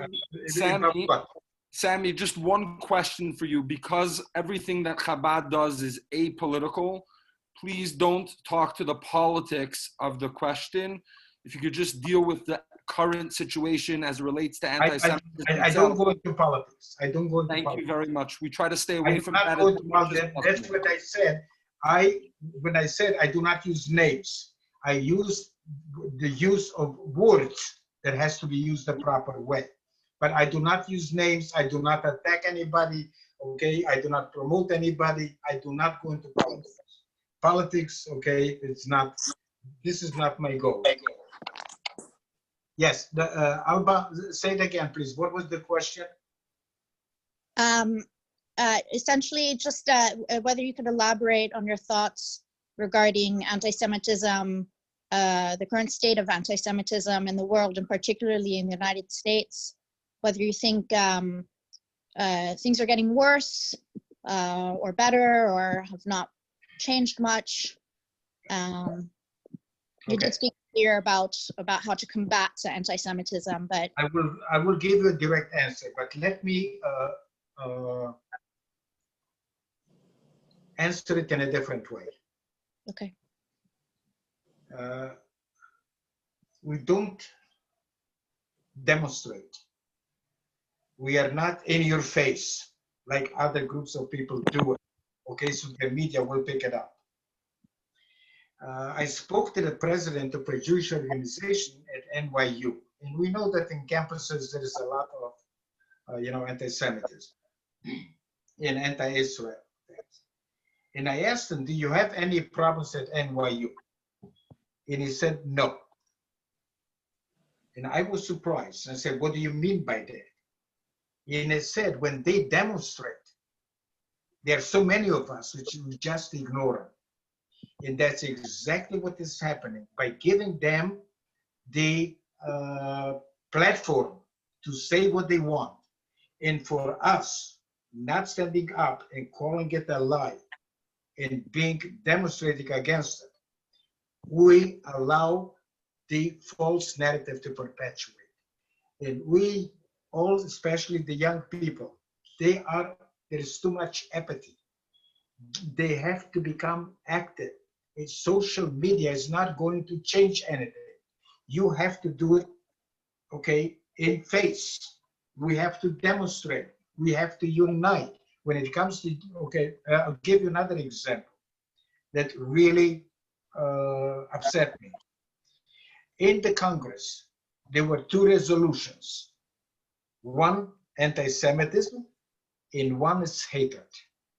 These are two separate issues. There is hatred of the color.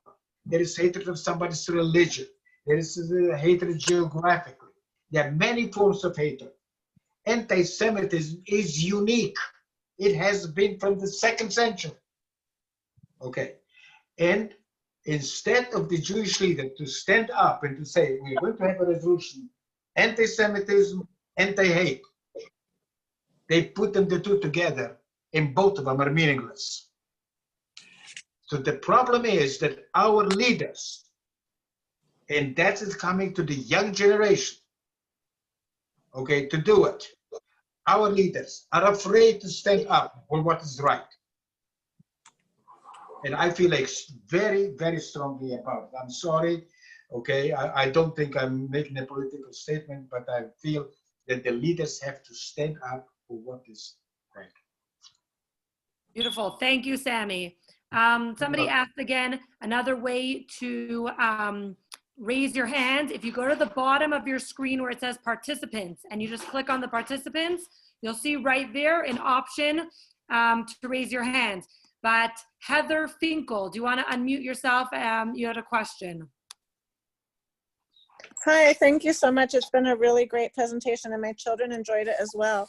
I was wondering if you could please tell me more about Shanghai and what's happening with regard to the Holocaust survivors then and now. Okay. Thank you. Now, I think that you heard me speak about the Uyghur people. Okay, so that is right now what's happening over here. It basically, nothing will happen unless something happens here in the United States. It's the same thing that happened with the Russian Jews. Let my people go. It took about 20 years. It probably will happen the same thing here. Eventually, probably something will happen, especially right now with what's going on with China and some of the distrust that we have. Okay, but the interesting part of it is that let me see. I'm losing track of time. I think about 4 years ago, if I'm not mistaken, the General Council of China, okay, showed a movie at the synagogue. I don't remember the name of the synagogue. It's not that important because I don't want to use the name of a synagogue if it's not the exact, if I'm not 100% positive. But interestingly enough, it was for the first time that they showed survival in Shanghai. Okay, so it was the first time that they showed that particular movie, and Cinevision interviewed me. So I was in Cinevision, and through that reporter, I was able to thank the Chinese people, okay, for saving the lives. And I want to explain one thing. Even in the Israeli-Palestinian conflict, it is not the question of the people, okay? We are people, we are one. We have to treat each other. The question that it is over there is who is in charge. And right now, Hamas is not a partner for peace. PLO is not a partner for peace. And that is the problem. They have over there a culture of death. And that is they are teaching the young people. That's what I'm trying to say. We have to teach the right thing when the children are little. If we don't teach them the right thing, when late is too late. And I hope I answered your question. Did I? Thank you. Excellent. Noel Mika. Sorry, I'm butchering your name. Please unmute yourself. Here, we've unmuted you. Go ahead. Who is this? Noel. Okay. I don't see you. We don't hear you, Noel. It looks like you're trying to talk. No, you're mute. No. Hold on, let me press unmute. Okay, now you should be unmuted. Try again. We can't hear you. Something might be wrong with your microphone. Samuel Hands is raising his hands. Can we move along to Samuel Hands? Samuel, please go ahead. Hey, Sammy, how are you? Thank you so much for sharing with us. Shalom. Hello. So yeah, I actually just wanted to raise a point, kind of dovetailing what you had been saying about the modern day anti-Semitism and about certain false narratives that exist. I don't think it's any surprise to all of us that Judaism has many aspects of its identity, one of which is our faith and our religion. To what degree do you think the focus on us being a religious minority is contributing to this sentimentalization of our history? So that instead of us being viewed as a civilization with multiple parts, one of which is our religion that was dispersed from a certain land at a certain point in time, the focus now is on us as kind of this other religious minority among the other religious minorities that need to be pitied. Do you think that this narrative is a way of kind of trying to push us away and dispossess us of any sovereignty in Israel? Well, first of all, what I'm saying is we have to be proud who we are. You should not be afraid, okay, to be proud of being Jewish, period. Okay? Like, for instance, when I was in Germany, a reporter from a newspaper asked my opinion about the Jews should not wear the kippah on the street. And I said, why? Just like other groups are allowed to wear whatever is their custom, okay, why shouldn't the Jews be proud of who they are and wear the kippah? We should be allowed to do. There shouldn't be discrimination. But the biggest problem is that we are not united. Sam, you mentioned minority. We should stop thinking about being a minority among ourselves. We are one group of people. We are united, okay? We may think in different ways. Some of I grew up the Orthodox way. Today, I am not. Okay, some are conservative, some are this one, some are religious, some are not religious. Makes no difference. You're entitled to believe in what you want to believe, but you have to know about Judaism. You have to be unquestionably proud of being a Jew, not being afraid to stand up when you hear lies. And this is the problem. The problem is that a lot of the Jews are afraid. There is the fear, and there is the fear that you will not be accepted. Okay? If it's not, I tell the young people, the worst thing you can do is to associate yourself with people that are negative. Associate yourself only with people that are positive. Okay? And at the same time, okay, you do not need, okay, the problems of negative people. You have your own problems. Okay? You don't have to burden yourself with the problems of other people. So the best thing that I can say is Chabad is doing a wonderful job to bring a lot of the people, okay, to Judaism. But at that, Chabad's role has nothing to do with Israel. But we also have to be proud, okay, that we have a country. This is what I want to tell you, the connection between the Holocaust and Yom HaShoah. Okay? And especially right now, not only Yom HaShoah, but especially with Yom HaZikaron. During the Holocaust, Jews died because we did not have a country. On Yom HaZikaron, we remembered the people that died to have a country. And we have to be proud that we have a country, okay, that people can go back to that. There is also another thing. Jews believe in life. And take a look, we are the only country in the world that at the end of the Yom HaZikaron, right away, without waiting, we are going to celebrate life and the independence. We are the only country, okay, and this is what a lot of people that don't know anything about Judaism, are not familiar with it, do not understand that for Jewish people, life is the most important thing. Noel, you want to try again? Do you think this time we might be able to hear you? Noel, we're not hearing you for some reason. I don't know what it is. Linda, it looked like you might have had a question. Linda, go ahead. I do, Rabbi. Thank you, Rabbi. Thank you, Razy. And most of all, thank you, Sami. I do have a question, Sami. Two questions. One, have you ever been on the March of the Living?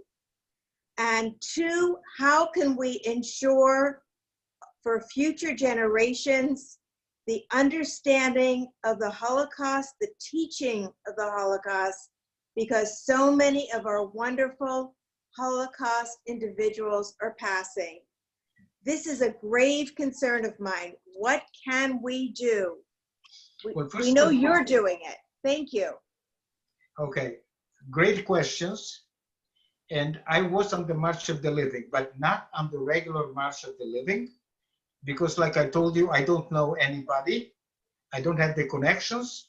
And in the tri-state area, there is only one group that goes out, and I'm not the only Holocaust survivor. However, I was very fortunate that I wasn't the March of the Living, but I was with BBYO.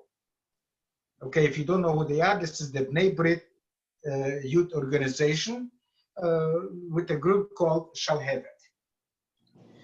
To make a long story short, I just want to tell you the problem that we are having by not teaching the young people about Israel at a young age. I was with them. These were senior high school students from the Bay Area. So if the March of the Living was in Poland, we were in Israel and vice versa. That's the only difference. Otherwise, the same thing. Okay, and you should see in Israel how happy they were in blind. They came, you know, absolutely wonderful. They just fell in love with Israel. And the interesting part is, they have the international convention. And in the international convention, there were 3,000 students from about 45 different countries. And I met two of the students who were with me on the March of the Living. And they were manning a table that is anti-Israel. They believe they are Zionists, but this is anti-Israel. And that is J Street. So what I'm saying here is we have to teach the young people. When I go to schools, I start with fourth graders. When they're young, if you don't teach them when they are young, when they go to Israel late in life, they have been already indoctrinated. And it's very difficult when somebody is indoctrinated to bring him back. That is one of the things. What was the second question? I think you answered it. How can we ensure into the future to reach the young? I think you answered it. Right, but you had another question. Oh, just if you went on the March of the Living. You answered both. Thank you. Okay, thank you. Yes. And Star, go ahead. Star. Thank you, Rabbi. Todah, Sami. Shalom. I wanted to let you know you do still have a young audience member here. Oh, and sorry. you were right here, and you were worried about the younger generation learning about this. I just wanted to let you know that my daughter, right before school closed down for the virus, she gave a presentation on the Holocaust, and teachers came in from the other rooms to watch her presentation. She did a comic book style presentation, was what they asked her for. So basically she had to do a comic book drawing of the Holocaust and what's going on now. She put the Tree of Life synagogue shooting on there, the vandalism of graveyards that still continues on to this day. But I do want to give you a little bit of hope that the younger generation is continuing it on and helping teach others. They have, like I said, other teachers from around the classroom came to watch her presentation in the high school. Thank you for mentioning, because I just want to add something to it. A lot of people are coming to me and telling me that this generation is lost, the young generation. But I have been in many schools, inner schools, in many schools and everything else. And thank you for doing it. But interestingly enough, I have not lost, because what I have seen, the reaction of the young people, what they learn and everything else, I have not lost, okay, my belief that these young people will make this world a better one, a better future for themselves, their children and grandchildren. But it is important to give an example. I spoke in Bayonne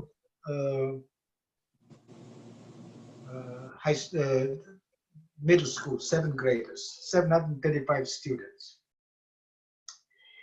The interesting part of it, what I want to say is, in colleges, in schools, they are not teaching, they're not giving enough courses. In the whole United States, only 12 states mandate genocide, Holocaust curriculum. So you would say, wow. But the problem is they don't have a standard curriculum. It is up to the teacher's interpretation, and sometimes the teachers themselves don't know enough. At the same time, they teach together history, World War II, they teach together genocide and Holocaust. How much time can you spend in it to go into details and really teach them the subject? And this one, instead of being one semester, it should be the whole year dedicated to a particular subject.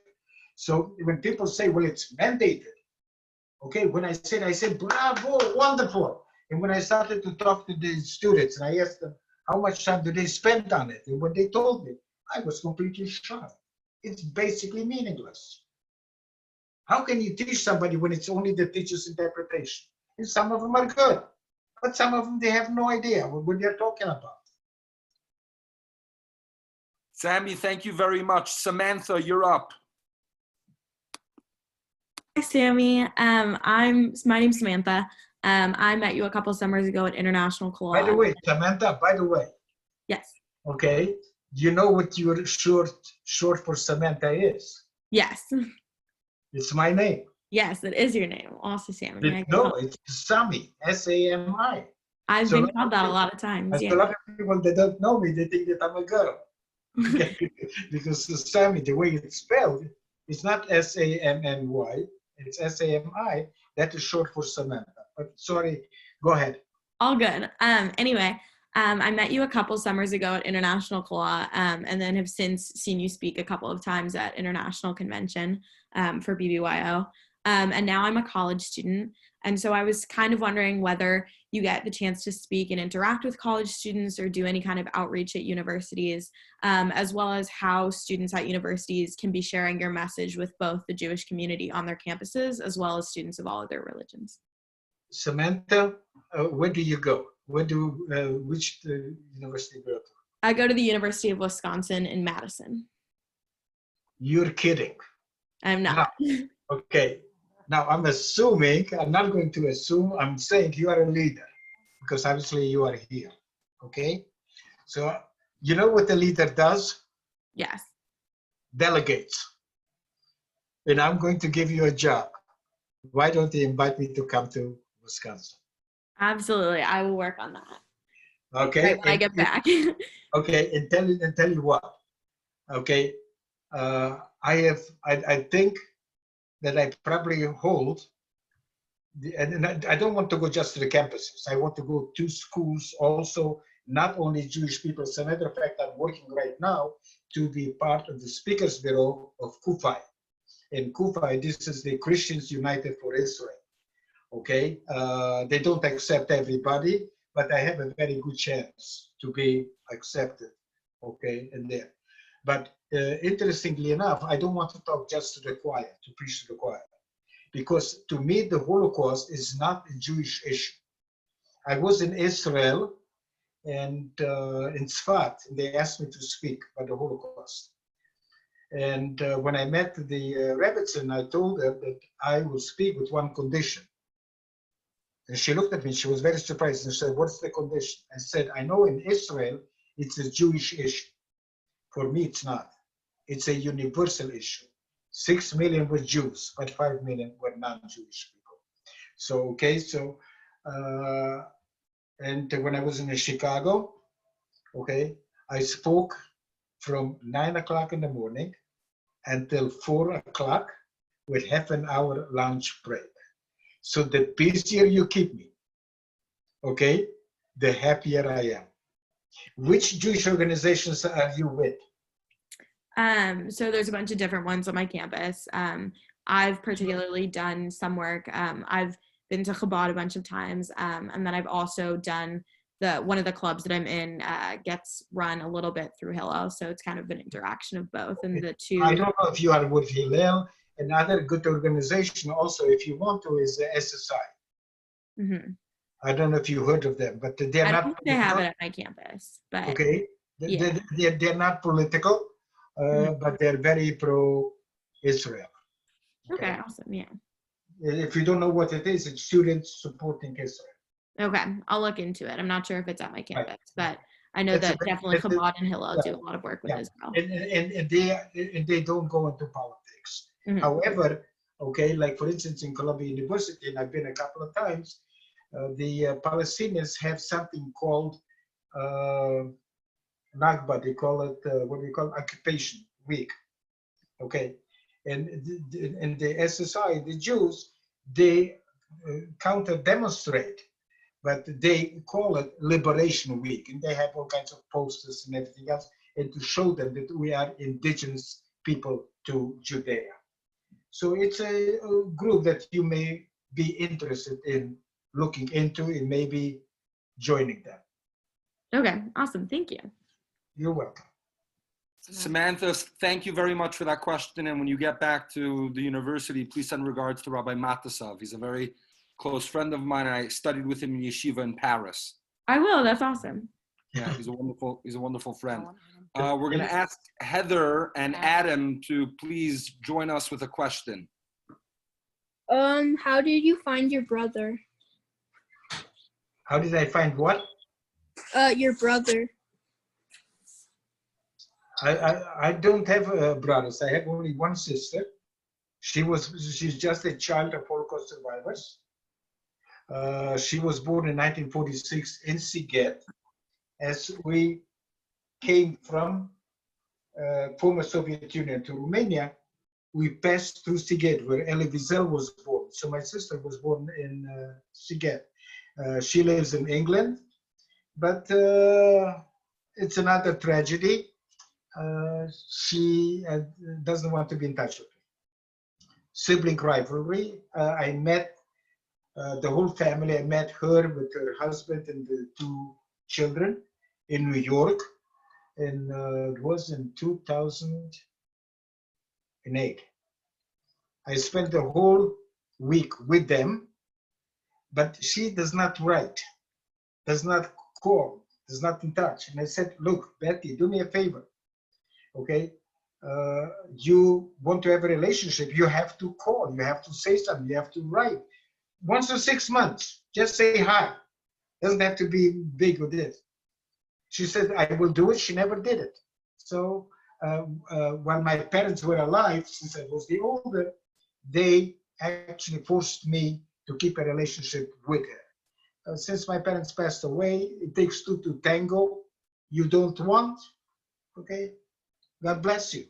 I wish you all the best. But if she would come right now, she says, Sammy, I want to see you. I don't hold a grudge. I'll receive her with open arms, okay? But it takes two to tango. Yes.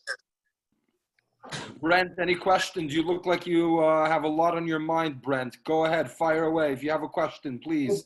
By the way, I see that Heather has two young people. That's wonderful. I'm very happy that. Kol hakavod. Brent, you're not on mute, so you might as well speak. Hi, Brent.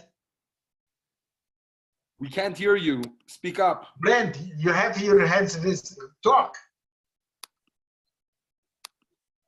You can. Maybe I cannot hear. but you don't have a working microphone. Okay. Anyone else have any questions that they'd like to ask? Heather Finkel. Heather, I go think ahead. my kids just wanted to hear. Brent, why don't you send a message and the rabbi will read the message, what you want to ask?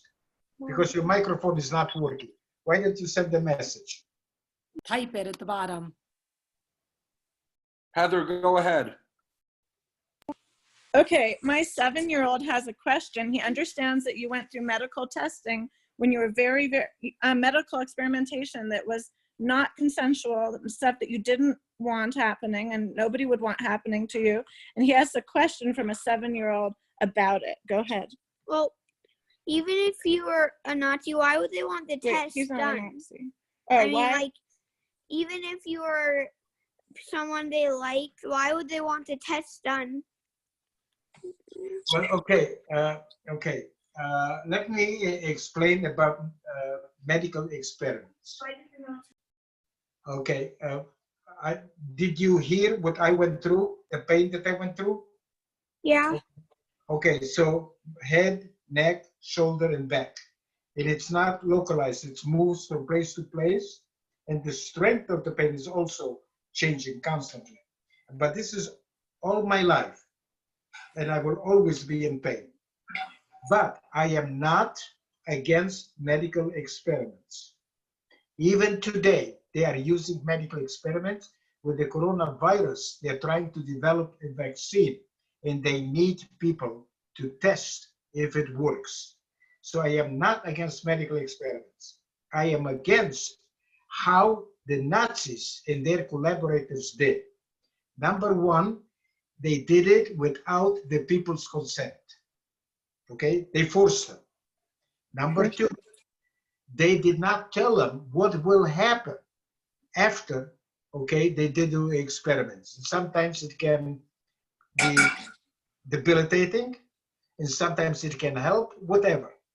But the most important thing, what I am against the way the Nazis and their collaborators did it, is they treated human worse than they treated animals. You would not do to an animal, to a cat or a dog, what they did to human beings. Now, one thing that we have to be very clear, a lot of the experiments were pseudoscientific, well, in the name of science. But they also had, okay, certain medical experiments that were done for very good reason. And I can tell you, okay, because it's not too bad, what they use, okay, what happened is what they used to do is they used to take people, not only Jews, put them in freezing water and time it to see how long it takes until they freeze to death. They did it for a very good reason, because when the Germans attacked Europe, within 2 weeks, almost every country surrendered. When they attacked the former Soviet Union, they were convinced that the Russians would surrender, because the Russians were considered subhumans. So they didn't think they would fight. But the Russians did not give up. They fought. And suddenly they got caught in the bitter cold of the Russian winter. They did not have the proper clothing. And that's why they did the experiments to see how long they can survive under those conditions until the proper clothing will be sent to them. But that was probably one, or maybe maybe two of the experiments that I can consider that they did it for good reasons. But they still did it in inhumane ways. Okay. Thank you. Yes. Thank you, Brent? Sami. If Brent? anybody has a question, don't worry about raising your hand now. Just, this officially concludes our presentation. Sami, we're so grateful for you sharing your story with us. Sami requested many times, please, he will stay on for as long as anybody has questions. So just unmute yourself when you have a question, introduce yourself. Sami would love to answer everything, and keep on the lookout for our other events that are coming up. We're trying to keep them on as many different topics as we can. Like the rabbi said previously, we're going to have an inventor of a vaccine, somebody on infertility, another on parenting and relationships, many different categories, so that way it could be a variety to be of most interest to as many people as we can. And if you have any ideas of somebody that is a great speaker, somebody that has a great story, please let us know. We would love to put something together so that everybody could together benefit from it. But thank you, Sami. Want to say something?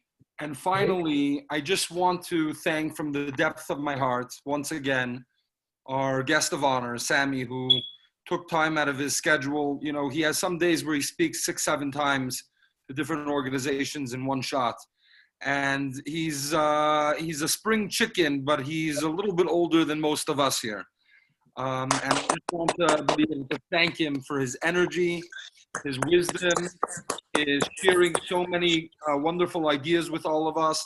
And if we can give him a standing ovation, which he deserves, I would encourage everyone to please rise and clap your hands and thank Sami for this wonderful presentation. We really, really appreciate it. Thank you. Thank you. Okay. Thank you, Sami. I am very honored. And together, working together, we will make a difference in this world. Okay. But we have to educate our young people. And the young people are my future. And one of the things that I tell the young people is people like me, we are not going to live forever. And even if they don't have somebody, a personal story that the family went through, the horrors of the Holocaust in a personal way, to learn somebody's story and to tell it and to personal. This should never be forgotten. And I'm going to say it one more time.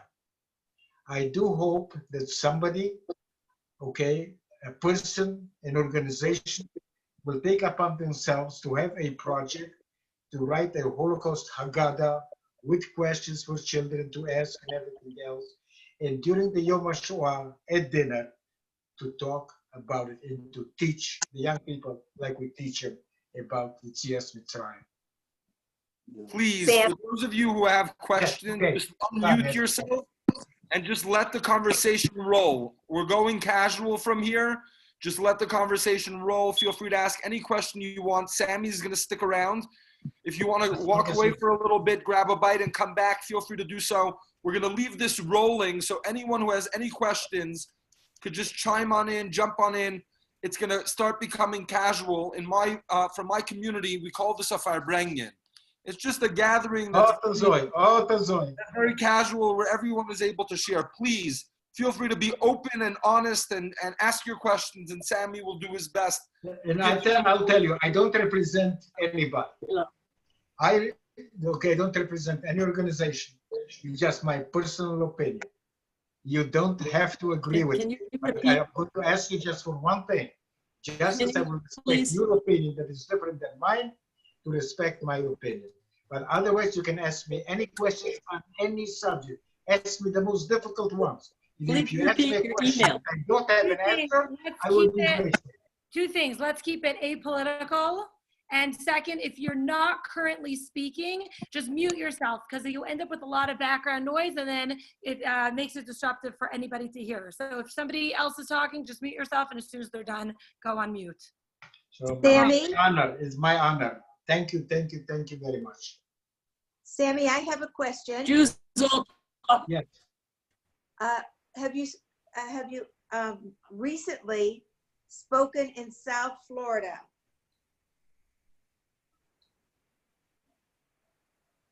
Have you been to South Florida?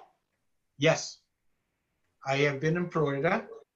I just came back on March 13th. I came and there is a museum not far away. I think it's about an hour from Boca Raton, and they have a museum where they take testimony. Yes, Miami. Yeah, it's not Miami, but it's Dana Beach, something like that. Okay, so I was there and I gave testimony. Yes, I was very honored to be invited. Very good. We would like to have you South Florida, but only in the winter. So I'll make arrangements to speak to you. Okay. As a matter of fact, I spoke a few days ago, also through Zoom, to the Israeli consulate in Miami. Very good. Thank you so much. I would be very honored to come. And doesn't have to be only just your place, as many schools as you can arrange. And you our day schools here need to hear from you, as well as our public schools. So we'll see what we can do. Yes. Thank you. Thank you. Thank you. Sami, could you please repeat your email, your personal email? My personal email, yes. By the way, you can befriend me if you want on Facebook, because it's the only social media that I use. I call myself MD. I'm younger and I don't know how to use Facebook. But on Facebook, Here's email. But my email is Sami, SAMI, 1939. Don't give out the secret, at gmail.com. Thank you. Sami 1939 at gmail.com. Sami? Yeah, yes. It's Becky. Hi, I saw you. I wanted to say hello now because you were muted. I am so happy to see you and everything else. Okay, say hello to the kids, to Jacob. What? Oh, look at it. Abby's in from Alabama. By the way, the first campus that I was, okay, when I went, that I was invited to, and I've been re-invited last year, that was Mississippi State. And when I told here in New York that I'm going to Mississippi, everybody, oh no, not Mississippi. Okay, and I want to tell you, Mississippi State, I found it one of the most beautiful campuses and one of the most integrated. When I was there, there were only 8 Jewish students. One single student maybe 2, but 1 single student with 3 Jewish faculty members, and with the help, a lot of campuses don't have it, with the help of the administration, we're able to open up Hillel, and they invited me. And they couldn't do enough for me, and I stayed with Betsy and with her family and everything else. As a matter of fact, her son became the president, okay, and he had a competition, and he wanted to know my opinion, and I told him to fight for it, and he won. Listen, I just spoke to one of the founders. I spoke to Joseph Metz, whose grandfather was a survivor, and Yes. he wants to sit down and collaborate and do your Holocaust Haggadah.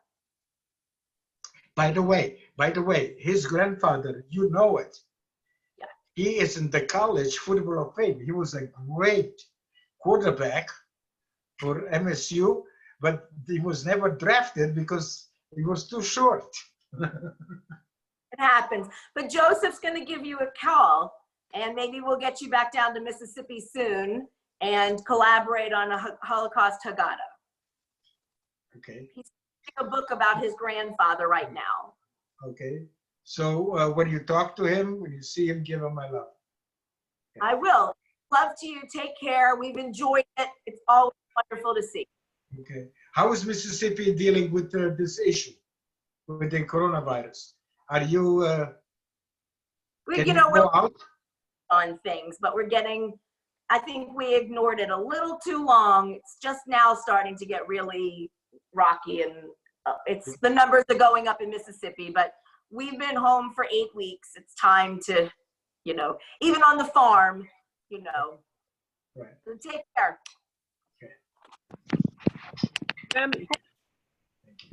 Sami? Yes.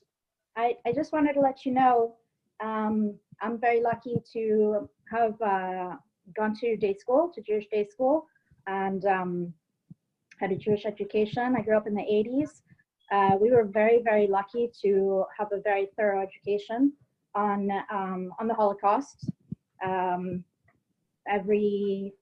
year, all of the grades were taught about the Holocaust in appropriate ways, and then also every year we had one of our teachers was a survivor, and she gave a school-wide speech, and that was always very much looked forward to, because she was a lovely woman. And so I just wanted to let you know that your story will be carried on, and as far as what you were saying regarding not being afraid and always being proud to be Jewish, that is something that I feel very, very strongly about. And I am extremely proud and never afraid to stand up for who I am and stand up for Israel and stand up for our people, and continuing the memory and making sure that the future generations are informed and educated and understand what we've gone through and what we're working toward. And thank you so much for everything. It's I'm a little emotional. So the Darba. I want to tell you, for me, the Holocaust, okay, is not talking about the horrors of that period of time. Mm-hmm. For me, talking about the Holocaust is about learning the lessons from it and to be able to know how to fight. If you don't know, if you have not learned the lessons, you don't know how to fight it. And we have right now, we are fighting right now a different type of anti-Semitism, okay, and this is Israel. And a lot of people do not know how to talk about it. I think, let me put it this way, it's a small group. Let me tell you something. I believe in a dialogue, okay, not in confrontation. And I was at UC Berkeley, and you probably heard through the news that UC Berkeley has all kinds of problems. When I was at UC Berkeley, I found out there is a Lebanese Christian student, okay, that has very strong negative feelings against the state of Israel. And I was wondering, and he had a very large following, Christians and Muslims. And I was very curious and wondering if he would be willing to talk to me. To my surprise, he said yes. We got together for a cup of coffee, and I asked him, why do you feel that strongly about the state of Israel? But I made sure that even facially, I did not give him the opportunity for him to misinterpret that I'm confrontational. I listened very, very carefully to what he had to say. And the way you treat somebody, they will treat you. He gave me the same courtesy. And after about 45 minutes, approximately, we shook hands. And I said, you're taking two things and putting them together. If you are against the Israeli government's policy, you have my blessing. The Jews also complain. So what's the difference if he complains? But the state of Israel has done nothing to you. Can you separate the two issues? And by having a dialogue, not a confrontation, he said yes. And that's the biggest problem that we have in this country. People have forgotten how to disagree in a civil way. When somebody has to say something, you don't have to agree with that person. But that person has something to say. Listen to them, and they will listen to you. Don't hear just the words. Hear what they really mean by what they say. And you will be surprised. You may not always come to a resolution, but it will be the beginning of a dialogue, of a conversation, of a friendship. And that's how it starts. תודה רבה. לילה טוב. Laila Tov. תודה. Sami? Yes. Sami, this is Star. I was going to ask you, as a parent, how does one go about having the school invite you to speak for them, a high school? Yes. Well, how do you have a high school invite you to speak? Okay, I don't have anybody to promote me. And it's amazing for somebody that does not have somebody to promote them. So somebody does not promote himself to be what I am today. And it's probably, most likely, it's word of mouth. So like, for instance, when I went to a school, if I'm invited to a school, I was very surprised that they would re-invite me. And I'm not the only Holocaust survivor. Other people, there's a difference between me and other survivors. Other survivors will talk about the pain that they went through. And it's a downer. You feel empathy for them. Since I don't have any memories, for me, it's only uplifting. I'm a very positive person. But I was wondering, why would they re-invite me when there are so many other survivors? And I asked a few of them. And the only answer that I was able to get is that you're genuine. I don't put any airs. I don't make up things. If I don't know, I say I don't know. And one of the things that I do is I engage the young people. I don't lecture. I don't like it. I cannot do it through Zoom. But normally what I do is I walk around, I ask them lots of questions and everything else, because I don't like to lecture. And I don't have a script. I have no idea what I'm going to say. The topic is the same, but I'm going with the flow, what the people want to know, ask questions. And sometimes I get into details of different things that right now I don't get into, because it depends what is important to you. My life is not that important. It's important what you can learn from it. Okay? Like I said, the same thing, like I said before, okay? The fact that I went through so many challenges, it just made me stronger. Somebody asked me about how come I'm still so positive today. Okay, now it came back to me, because sometimes you don't know at the moment. So what happened is that when we talk about difference between optimism and pessimism. People usually refer to glass half full, glass half empty. I have a different one. A pessimist sees in every opportunity a problem. So I teach the young people, do not let anybody identify who you are. If you come up with an idea and somebody will come tell you you cannot do it, it's too difficult, okay? It means they cannot do it. Does not mean that you cannot do it. So basically what I'm saying, okay, a pessimist is in every opportunity a problem.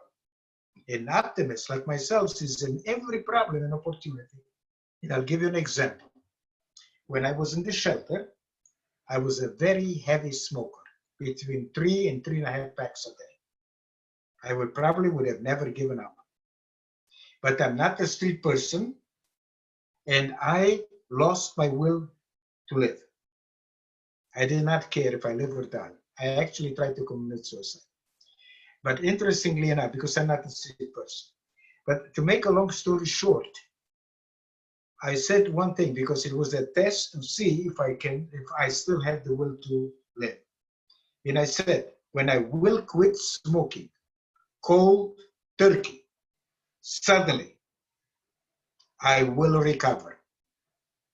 I did not say I will try. Will try is not a commitment. I said I will.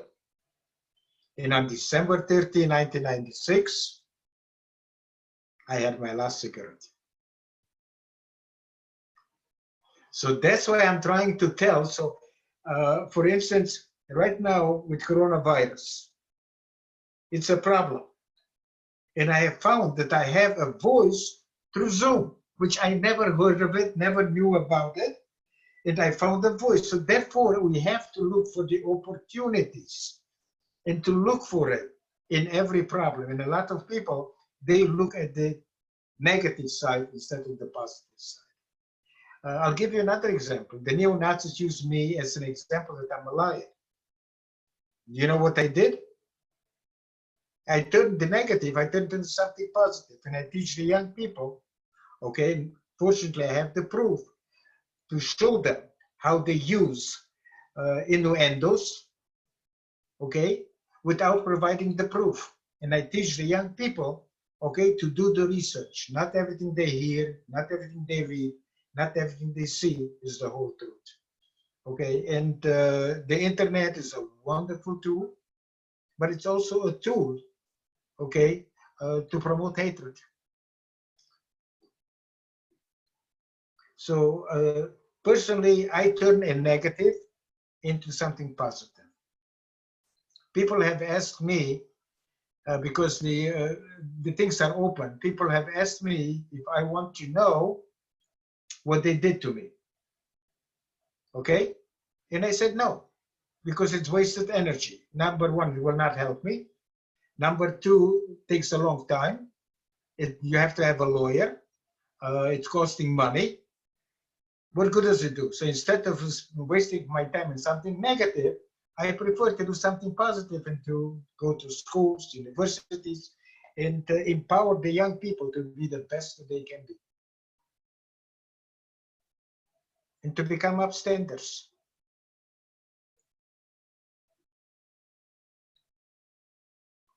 Kamaya. Oh, can you hear me, Kamaya? Do you have a question?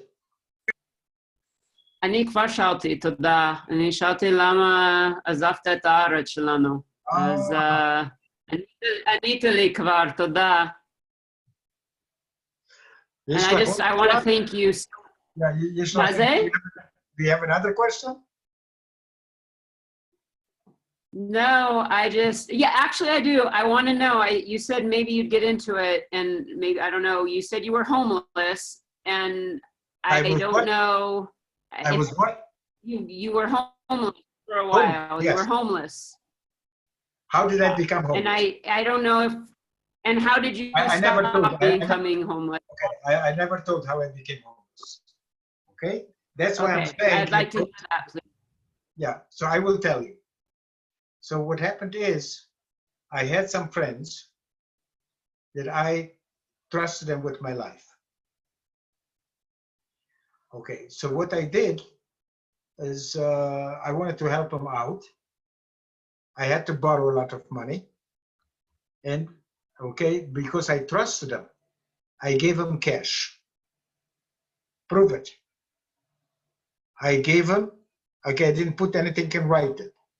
Prove it. So remember when I said that I took responsibility for my own action? So I have many reasons to be angry at them, but I'm not. And the reason that I'm not angry at them is very simple. I said, I took responsibility. I made a mistake. Gave them cash and did not put anything in writing. So therefore, they are not guilty. They took advantage of my stupidity. And as soon as I took responsibility, guess what? I don't have the need to blame them. I don't have the need to blame circumstances. And I can move forward. And that's what I want the young people to understand and to learn. Take responsibility for your actions. And if you made a mistake, what difference does it make? 20 years later, like I made certain mistakes, I have no idea what mistakes I made. What difference does it make? Forgive yourself. So you made a mistake, learn from it, and don't repeat it. And this is something that we have to learn. Everything comes with us. Okay? You, okay, I see here a young person. What's his name? Heather. What's This his is name? Joshua. Joshua wanted to restate Joshua, his yeah. So question. Joshua, Yeah. okay, He's 7. Go ahead. he's 7. I forgot. Okay. He wanted to. He asked. I was talking with my kids about their questions because they couldn't really articulate them very well. But Josh was wondering, Joshua, you were wondering why the Nazis would want to do experiments on people. He understands that they were doing it because you were Jewish to be mean to you or something, but why else? He wanted to know, right? No. Is that right? No, Mhm. they didn't do it for that reason. Oh, that's not why he was doing. Okay, that's good to That's know. not the reason. It just so happened they did it not only on Jewish people. Okay, but they did it supposedly for scientific reasons. Like for instance, they did medical experiments with the mentally and physically ill. Okay, and most of them were Germans. Okay, so the reason that they did it is they wanted to learn when somebody is mentally ill. How did the illness evolve? What do you do about it? How do you control it? Is there a cure? Again, what I'm trying to say is, it's not the fact that they did medical experiments. And it was not because of the Jews, okay? Because they did it on non-Jewish people too, a lot of them. The question was, okay, the reason. Isn't that different in Auschwitz versus other places? Like when they I did mean- isn't it different in if they did it in Auschwitz versus like what you're referring to? Like when they did medical experiments on like the twins in Auschwitz, they didn't even learn anything from it. They didn't do anything with the information. Well, that's why I said some of them are supposedly scientific, some of them. But with the mentally and physically ill, they wanted to put certain things. People have asked me, as a Holocaust survivor, if the lessons that we learned from those medical experiments, if they should be used today. And there is an ethical question. Should you, shouldn't you? My personal opinion is I said we should use. There is nothing you can do about it. It was already done. If we have learned something and it can save somebody's life, we should use it. But I know other people disagree with me. But that's what makes it beautiful. Yes. My other son, Adam, had asked about how you met your brother, but I guess you didn't have a brother. He kind of wanted to know what it was like if you encountered somebody after many years of not knowing if they were alive, and then you found out they were alive, and then you met them? Did you have anyone like that in your life? We missed the first 20 minutes. You might have said something earlier about it, but he wanted to know what it was like. Did you have a family member that you were estranged from for a long time, and then finally you found them later on, years later? Okay, I'll give you a personal example, okay? In a different way. And this has to do with friends. This has to do with family. And many times it has nothing to do with time, how many times you didn't see them. What happened is when I lived in Milwaukee, there was a family that I considered them family. We met together, I was in their house, I knew the children, everything else. Once I left Milwaukee and I went back to Israel, I lost touch with them. And I heard that they were in Florida, I did not know where. And I lost touch with them for 40 years. I gave a presentation to ZOAA, national. It was not students, it was the national, the membership of the ZOA. And all of a sudden, I saw Sheila. I said, "Hi, Sheila." Both of us smiled. And guess what? We rekindled our friendship 40 years later, like we have never left. So when you're talking about family, you know, reuniting after so many years after the Holocaust, friends that for whatever reason, life is very interesting. A lot of unexpected things. But if you are very close to somebody, time plays no role. The same thing with my sister. She's not talking to me. My son is not talking to me. But if he would come to me, I would receive him with open arms. That wasn't the past. Okay? You came to me with open arms. Let's start a new relationship. It's gone. It's past. And that's what I'm trying to say. It's very understandable that when people meet after so many years, it's like they've never left. And there's so many memories. Yes. Tashina, where are you from? Tashina, where are you from? From Minnesota. Huh? Minnesota. From Minnesota. Yes. No, I have to be, okay, I have to be invited to Minnesota. Never been there. Really? Really? And what do you do? Are you a student? Not anymore. Now I work for a research abroad program that is focused on like creating friendship between different cultures. And it was actually started after World War II by soldiers who had like seen the effects of the war and wanted to do something to prevent it from ever happening again. So, do you have a question for me?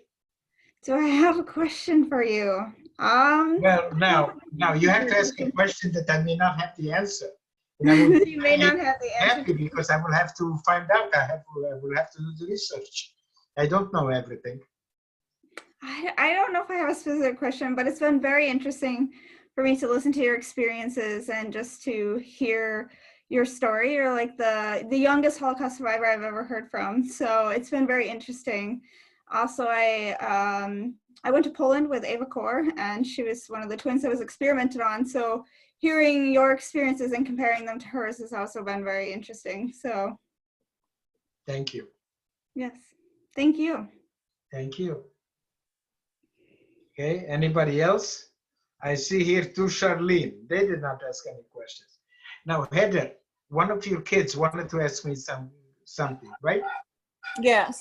What was the other one? I think you answered both questions, but I did have something to say. I'm a clinical psychologist, and one of the treatments there are two big treatments for trauma that I use, and one of them you are using on yourself already, and that is your narratives. And so when something happens that's traumatic, we often come up with stories about it that impact our ability to move on successfully in our lives. Like our belief system about what happens stops us from progressing in our lives. And the fact that you take responsibility, for example, when the people took advantage of you for giving money, when you gave them some money, you know, you didn't hold on to your anger and your resentment and your upset with them. You said, hey, you know, they took advantage of my own stupidity. It was my own choice, and it was a risk I took. And I think it's just lovely to see that you're able to figure that out on your own and come up with your positive, you know, belief systems that help you move forward without getting stuck and tripping on future events in life. So I applaud you for that. That's wonderful. Now, I'm not a psychologist, but I've been asked to speak to some people, young people, that painted the swastika and some other anti-Semitic things. Yeah, yeah. And obviously they were apprehended by the police, they were in jail, and I was asked if I can talk to them. I am not judgmental. And I started asking them why they did certain things, why they did it. And it's not always because they are anti-Semitic. Like one of the kids, he said he painted a swastika. And I say, why did you paint the swastika? It's because he was bullied. And he knew, okay, the meaning of the swastika. So he wanted to let them know, if you're going to keep doing it, I will hurt you. Okay, but so maybe he did, okay. But the point is that it's not always, okay, when somebody does something, they don't have to take it for granted that it's automatically anti-Semitic. We have to find out why they did it, what they thought about. That's where it comes, the conversation, the dialogue, right?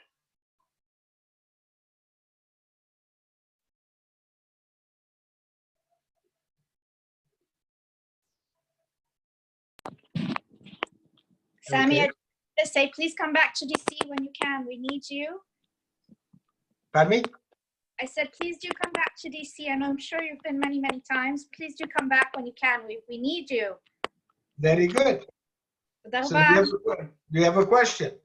No, I just wanted to invite you to come back to my city, my home, well, I'm originally from Maryland, but near DC, so basically DC. So, oh, DC, by the way, what happened after, okay, they finished with the medical experiments? After they finished with the medical experiments, a lot of people in the camps died through attrition, disease, hunger. And it came a stage that I was dying of starvation.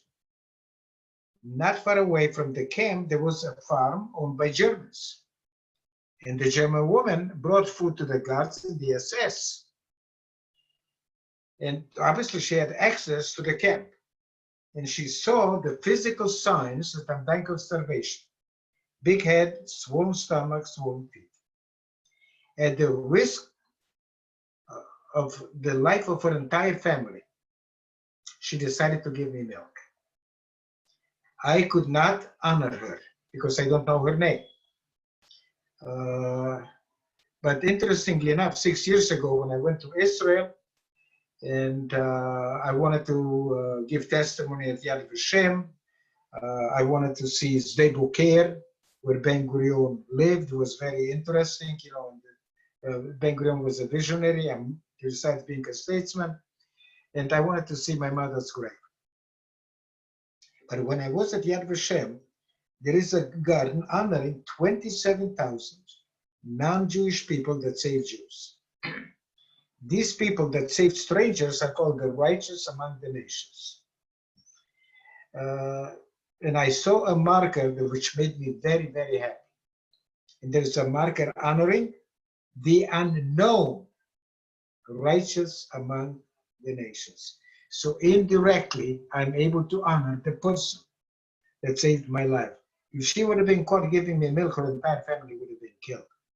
And my father used to tell me, anybody knows what a knip is? Nobody knows what a knip is? Like this. My father used to do that. That's a knip.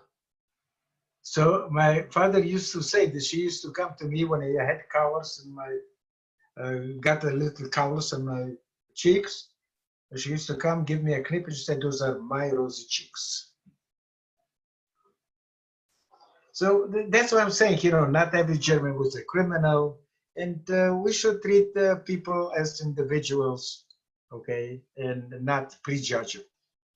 I was asked, there is a Holocaust survivor, she passed away, Eva Kor, and she was subjected to medical experiments by Mengele, and she forgave Mengele.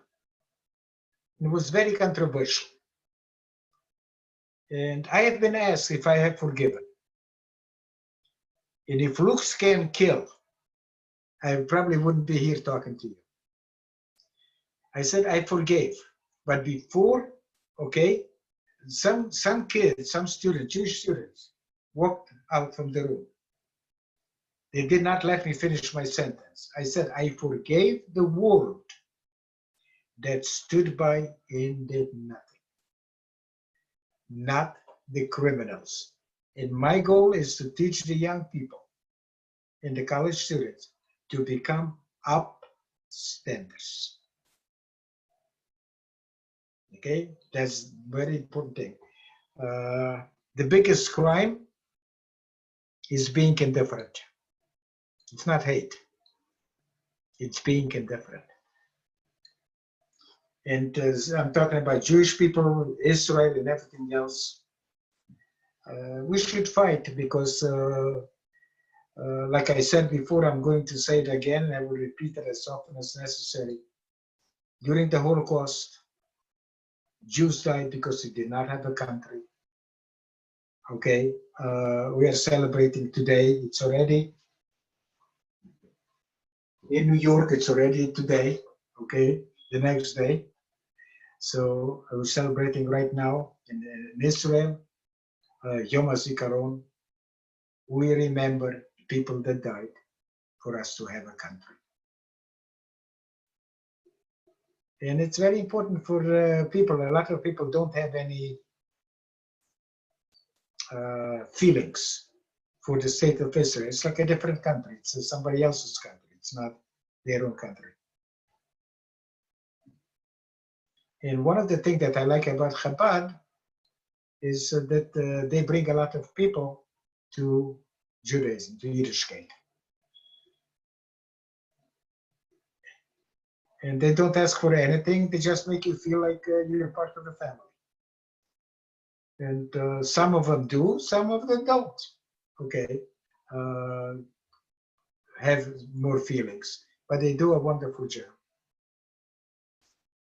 I'm very lucky to have grown up spending many summers in Be'aretz. So to me, Israel is probably, even though I'm from the States, if I had to pick my true home, it would be Israel. So absolutely. And thank you for everything. I bid you, I won't take up any more of your time, but thank you so much for everything. It's been an absolute pleasure. It's my honor. תודה רבה. לילה טוב. My pleasure.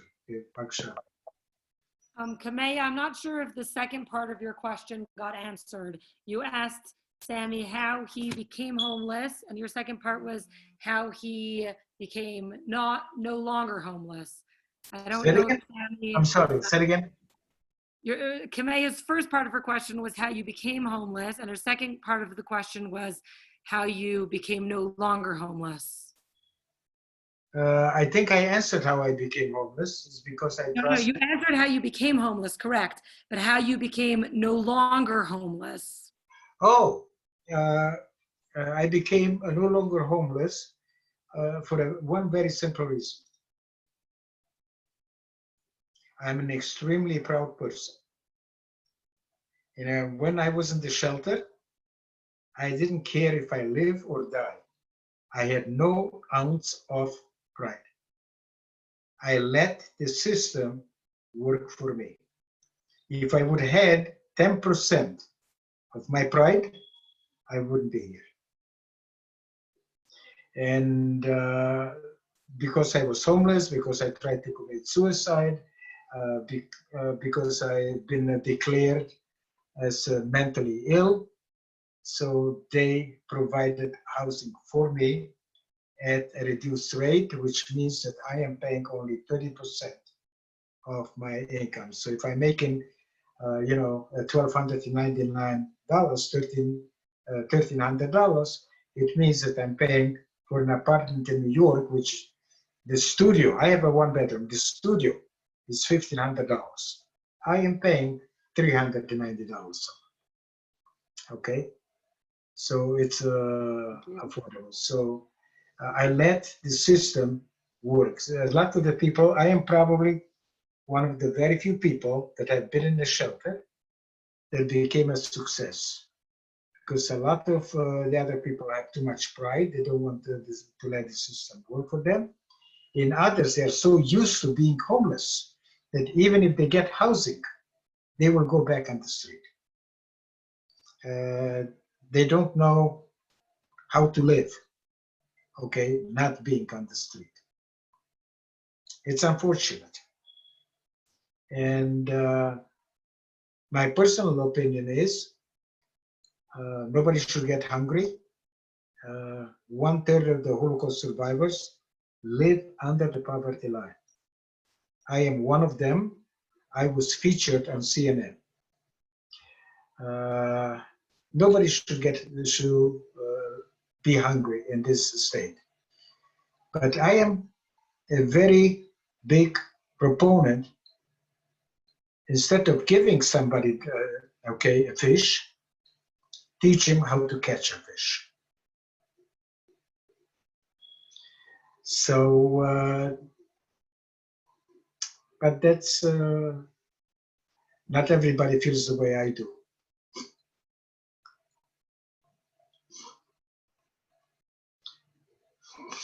Did anybody have any posts, any questions?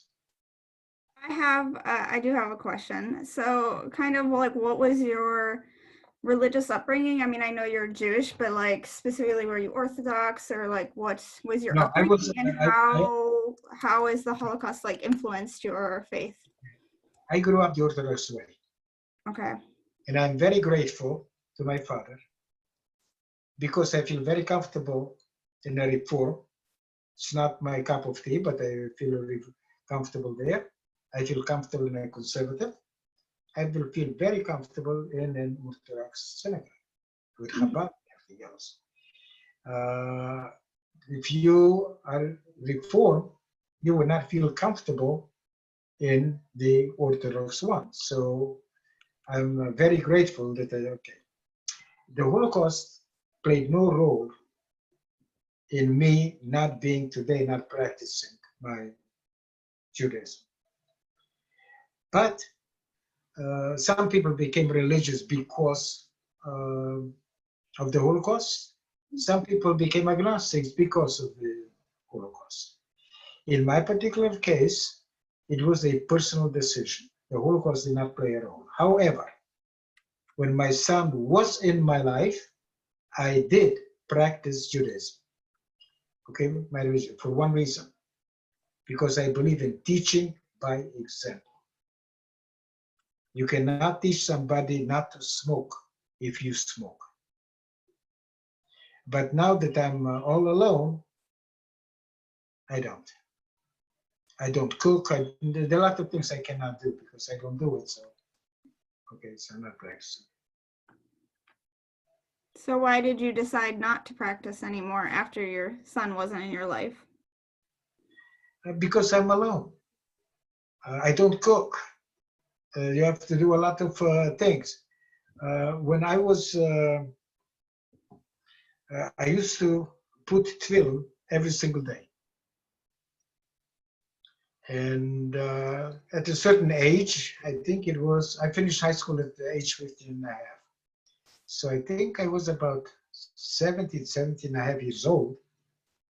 I decided to stop putting tefillin. And my mother said, okay, well, do it for me. And I said, Mother, if I don't do it for God, I'm not doing it for you either. Okay. But it was a personal decision. And I was invited by Chabad in California for 3 weeks. In 3 weeks, I put tefillin every single day more than I put in the last 50 years. And I loved it. It's a wonderful, you know, but it makes you feel at home. It brings back certain memories. But It's interesting because, like you said, if you're not going to do it for God, you're not going to do it for your mother. It's interesting because we don't put on tefillin for God. We do it for ourselves. you do it For for us to yourself, have but a relationship with I know, God. you know exactly what I'm saying, you know, but a lot of time, okay, at a certain age, okay, because you think you're doing it for God and whatever. Right. Okay, but we do it for ourselves. And my own decision, okay, and people wanted me to become Baal Tshuva, but at this stage, I'm not interested. I know people that have, I am not. Okay. But that's my personal thing. It's one thing I want to tell you something. You know what I'm proud? A student, I think it was a 5th, maybe a 6th grader, asked me to summarize 72 years of life in 2 sentences. Okay, and when I asked the kids, is that a stupid request? And a lot of them say yes. And I said no. Because every question we learn is learning starts with a question. And I gave an answer, but when I came home, I was not totally satisfied with that answer. And then I came up with 3 most important moments in my life. And you will be surprised what they are. Number 1, being a parent. I knew the joy of parenting. There is no greater high than being a parent.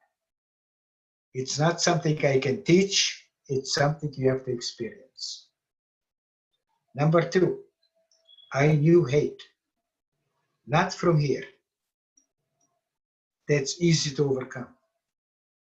I knew it from here, from the heart. I could not believe that a person like me could stoop that low. I know what hate can do to a person. I have been able to overcome it. I do not hate anybody. And number 3, you may be surprised, is being homeless. If I would have not been homeless, I probably would have never volunteered. I probably would have never been where I am today. And most importantly, I have found something that a lot of people are searching for. And that is my mission in life. And all it started by being homeless. So therefore, we have to embrace what happens to us, the tragedies, okay, and to move forward.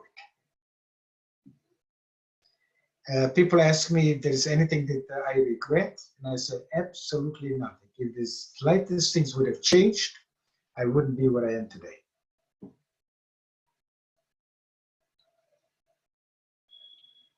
And I teach the young people to enjoy the life that they were given. I cannot hear you. You're muted.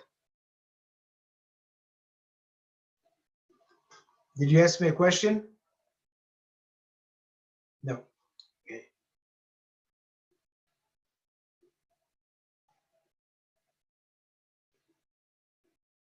If nobody else has a question or want to know a little bit more about my life, then I'll say good night.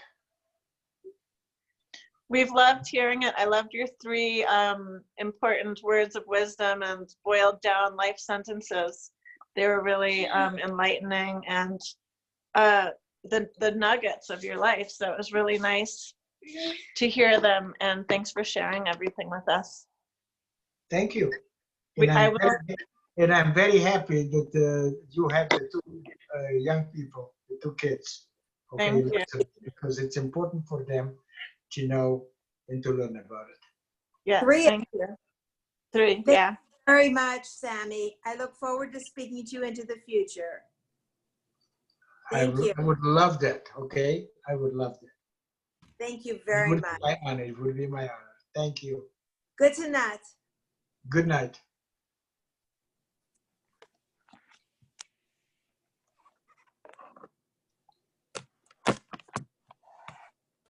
Yeah.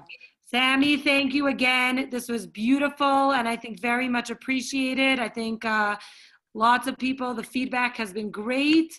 Everybody enjoyed it very much. So thank you, thank you, thank you. I have a question for you. Sure.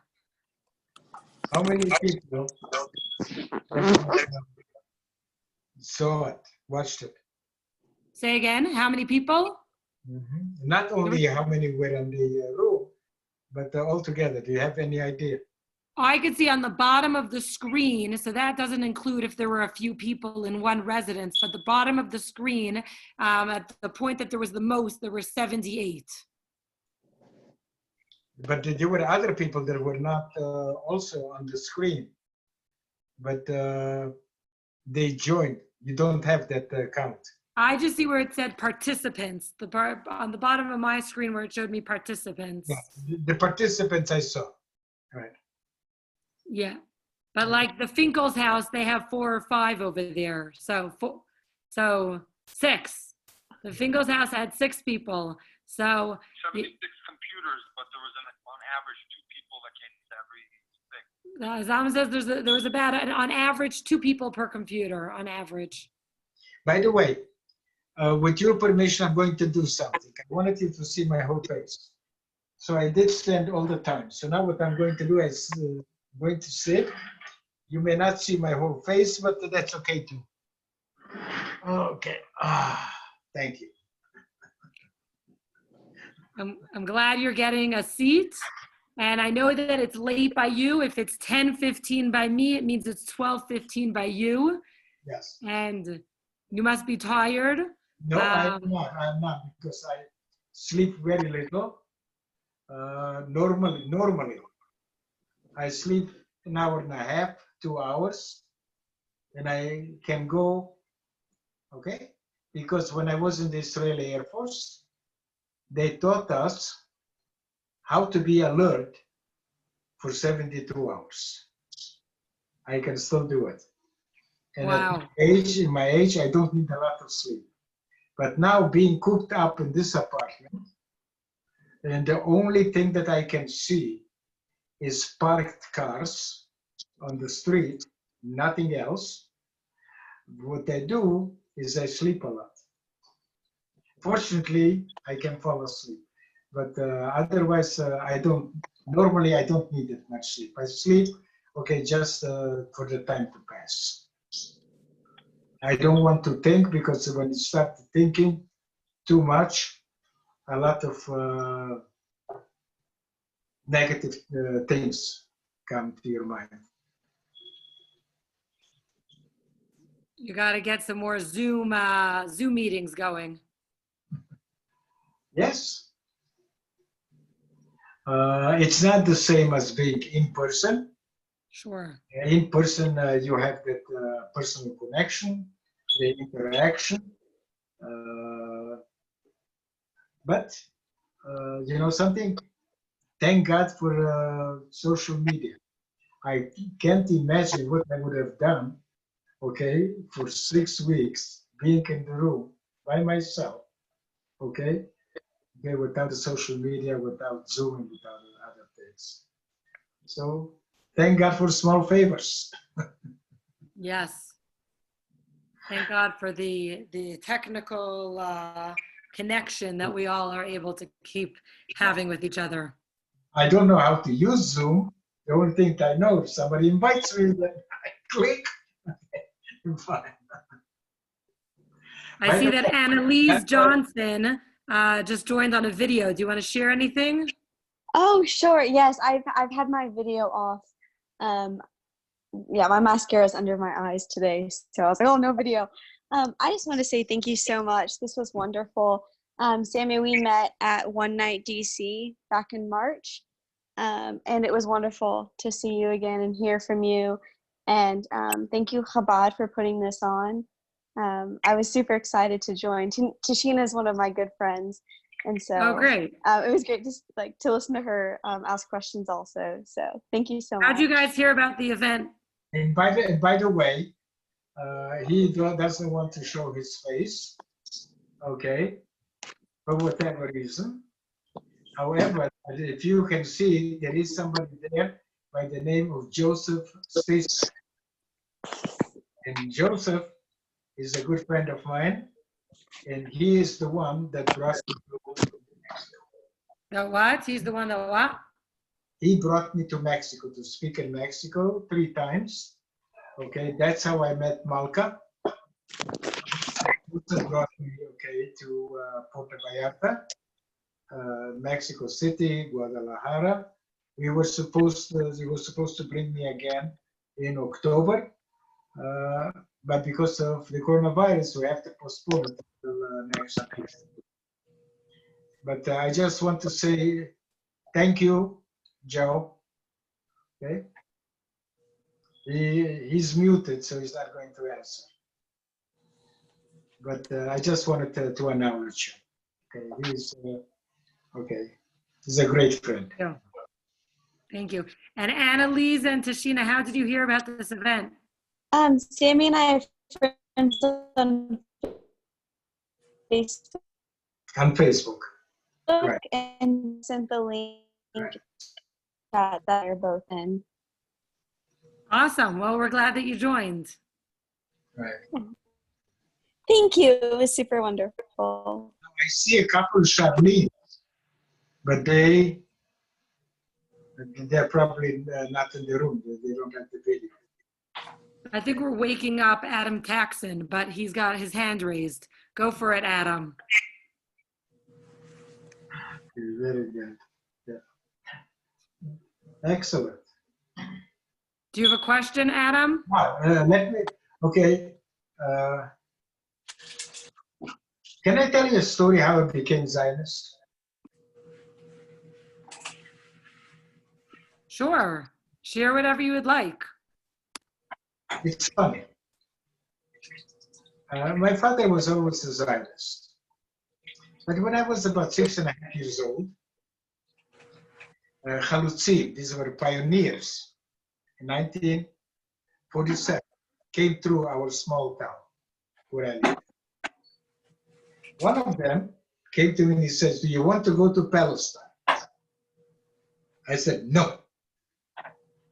"Are you a Zionist?" I said, "No." He said, "I'll circumcise you." I said, "I'm a Zionist, I'm going to Palestine." It's a true story, but it's also funny. But my father was a Zionist. So, have you heard of an organization, Zionist religious organization called Bnei Akiva? So I was part of it. Oh, thank you for sharing that. Heather had a question. Heather, go for it. Yes, sir. I don't think I had one, sorry. It says over here, I had how long were you homeless for? Oh, I forgot about that question. Thank you. I was homeless, to answer your question. I was homeless for 6 months. So I slept on chairs. How long? 6 weeks or 6 months? What did you say? 6 months. 6 months. 6 months. And I slept on chairs and, it was fun. I know a world, I learned about a world that most people do not know. They think they know, they have no idea what it means to be homeless, who the homeless people are. I just got a message that says, Rabbi Mendelson, thank you to you and Sami Steigmann for tonight's presentation. I joined in the standing ovation. Dan Dockstander, Senate Majority Floor Leader, Wyoming, Senate District 16.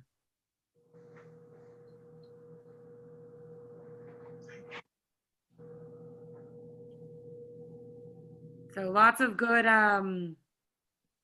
lots of good feedback. So thank you, thank you. By the way, Heather, where do you live? Jackson, Wyoming. We are very Oh, close yeah. friends with Rabbi Jackson Solomon Hole. and Reezy. Yes, very good. It's probably a very nice place. It's a beautiful place, and maybe you can come here someday as well. Well, I would love to. The reason I had so many questions about Shanghai is my goddaughter, who's here, is at Harvard University. She was adopted from Shanghai, and her mom was Jewish, and her mom passed, unfortunately, about a year ago. But her mom was always very interested in the Holocaust survivors' experience in Shanghai. And so when we were there, we were looking into it, but we didn't get a lot of information. So thanks for sharing that with us. Well, it's Shanghai, I have to tell you. Yes, Harvard University. Like I said before, officially there were only 3 countries accepted refugees: China, Dominican Republic, and Philippines. In Shanghai, the Chinese saved 25,000 Jews. They could not save more because China was invaded by Japan. The Japanese were more cruel to the Chinese than to the Jewish people. Okay, so I was very lucky that I was able, by being interviewed by the Chinese television in New York, Sinovision, and I was able to thank the Chinese people for doing that. And my uncle, you know, the funny part is, you have different regions and they're different custom, each region different custom. I've forgotten which region it is in Shanghai. When they have a party,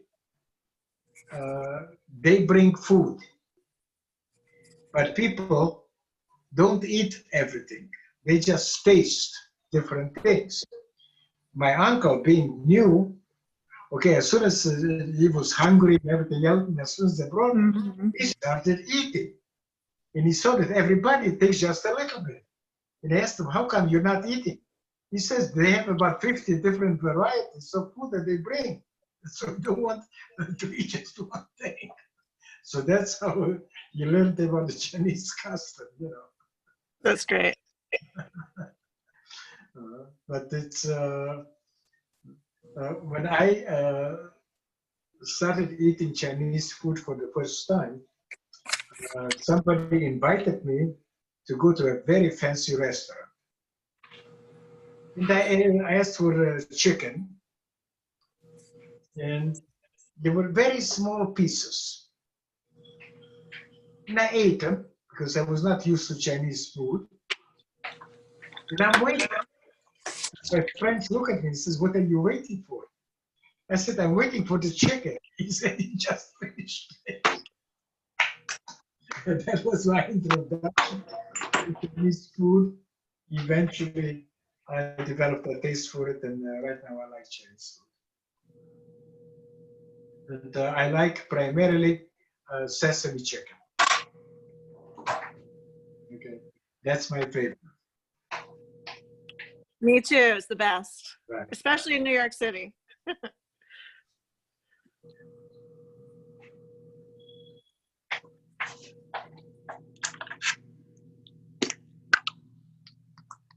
But I'm glad that your kids have listened how life was in Romania, because young kids today cannot imagine living in a house where you don't have a sink, you don't have a toilet in the house. Okay, in school you don't have a gym. Kids cannot understand that. Okay, not knowing hunger. Do you know what? My mother used to make? Schmaltz. Schmaltz, fat, chicken fat. With bread. Smoked with the garlic, smoked with the fat. I'm a chai. And you just eat it like that, just the fat. You just eat the chicken fat. Chicken fat with bread, okay, and garlic. Mm. Well, in Romania, we used to eat a lot of garlic, which is very healthy, but here people don't like it. In Romania, everybody uses garlic, so it made a difference. It's yummy. I do talk a lot with my children since they were 3 and 4. I've been reading them books about Anne Frank and the Holocaust. I really talk openly with my kids about all the realities of the world. I do not shelter them from that because I want them to understand what happens in the world and have their eyes open. And not too, hopefully I do it gently and not too traumatically, but they seem to appreciate it and be interested in it. And I talk about sometimes more college level sociology concepts when they're 11, you know, but they're ready. And if I let them listen to music with words, we just talk about it. We talk openly about it, you know? That's good. And I want to tell you something. People underestimate children. Mm-hmm. I was given the opportunity to speak to second graders. And I called the teacher and I said, I don't know how to speak to 8-year-olds. So I will go with the flow, expecting questions like if I met Hitler, like some teenagers asked me. She said, no, you will give him the full presentation. And I told her that with the Q&A, it's an hour and a half. And I said, but because they're second graders, I'll make it shorter. She said, no. You will give them the full presentations. Their minds are not cluttered. They ask better questions than teenagers. They stayed with me for over an hour and a half. And they sent me thank you letters. Each one better than the other. 1 second, I have one of the letters. 1 second, I'll be right back.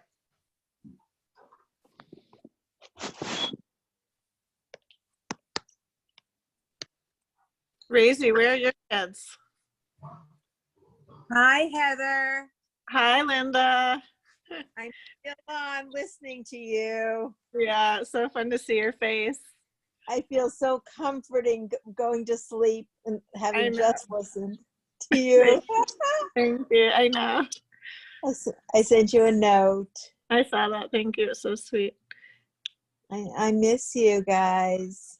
I know. It's so nice to have a community here of people. Some I don't know and some I do. It's really nice. Thanks for everybody for being here.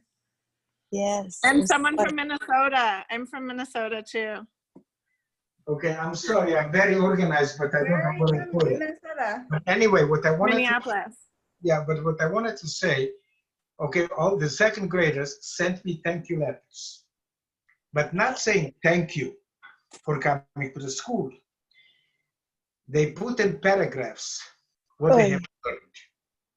In one student, put in 4 paragraphs what she learned. And then she said, finally, I don't care what people say. You are the best. You're somebody that I can trust. You are my hero. You rock. Second graders. So we are underestimating many times, okay, the capacity of young people to absorb, to learn, and their curiosity is absolutely amazing. Yes, and you see a lot of motivational speakers, they go to schools dressed casually, and they charge a lot of money. Even when I go to 4th graders, I always wear a shirt, a tie, and a jacket. For no other reason, for them to understand that I respect them. Okay, and it's important for them to feel respected. So I don't treat them like children. I treat them like adults, and it's just a question that you have to speak appropriately to a language that they can understand. In certain things that I'm telling you, I will not tell fourth graders.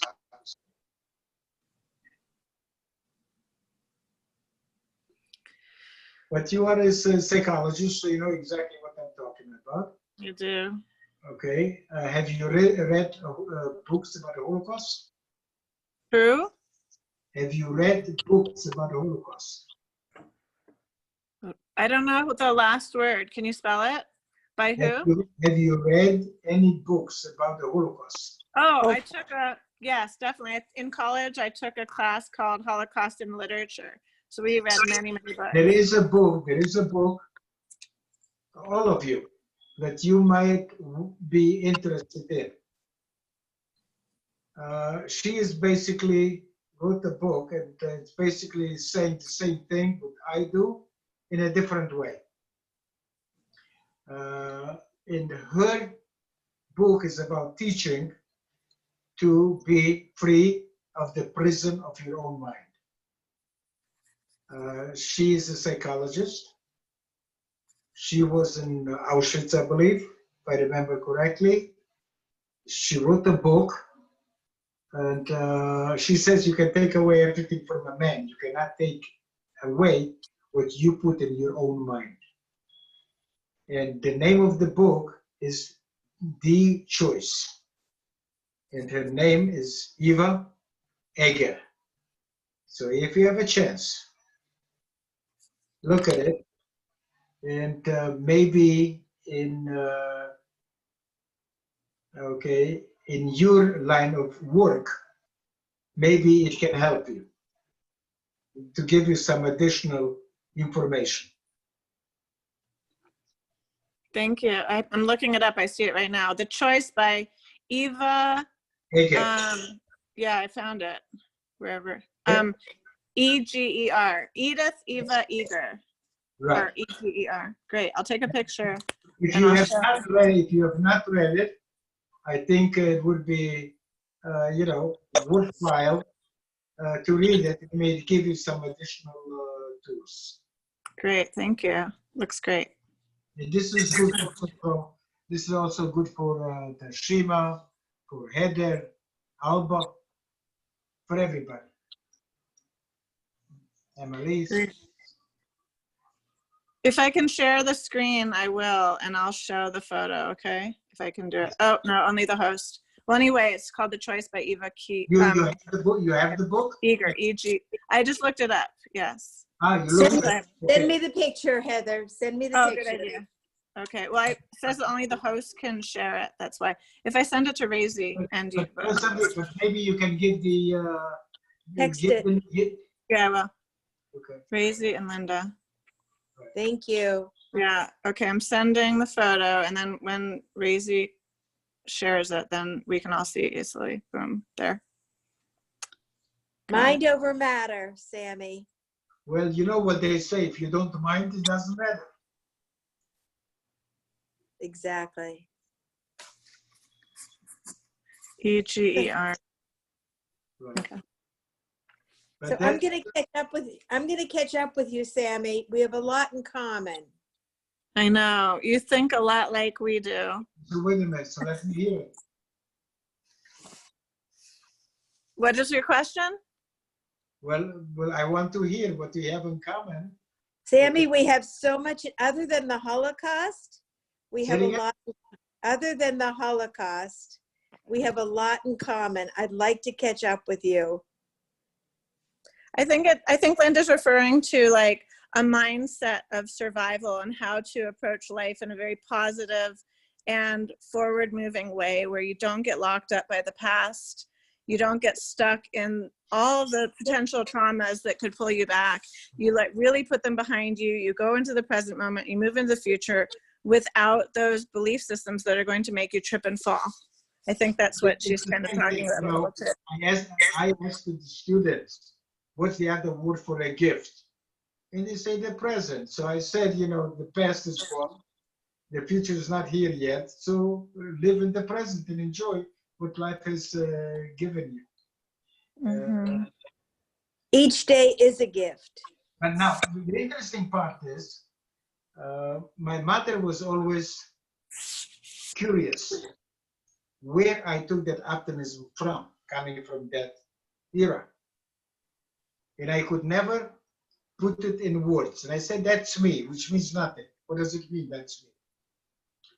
And I used to volunteer for 18, like I said before, 18 different organizations. Each one gave me something that was missing in my life. And I volunteered for Make-A-Wish Foundation.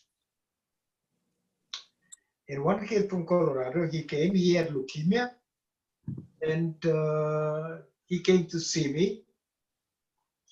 And 2 years later, he came back. His wish was to meet the heroes. After 9/11, it was in 2002, to meet the firefighters. 2 years later, he came back to meet again the firefighters. They invited him, and he wanted to see me. And sometimes a small item, a word that somebody says, that you read, a sentence, can change your perspective in life. And he gave me a simple button. In the button, in the center, is his picture. And the button, the date that he was completely cured. He had leukemia, and the date was November 20, 2004. And the top, it said survivor. At age 64, for the first time, I was able to put in words why I was always an optimist. With everything that I went through in life, I have never considered myself a victim.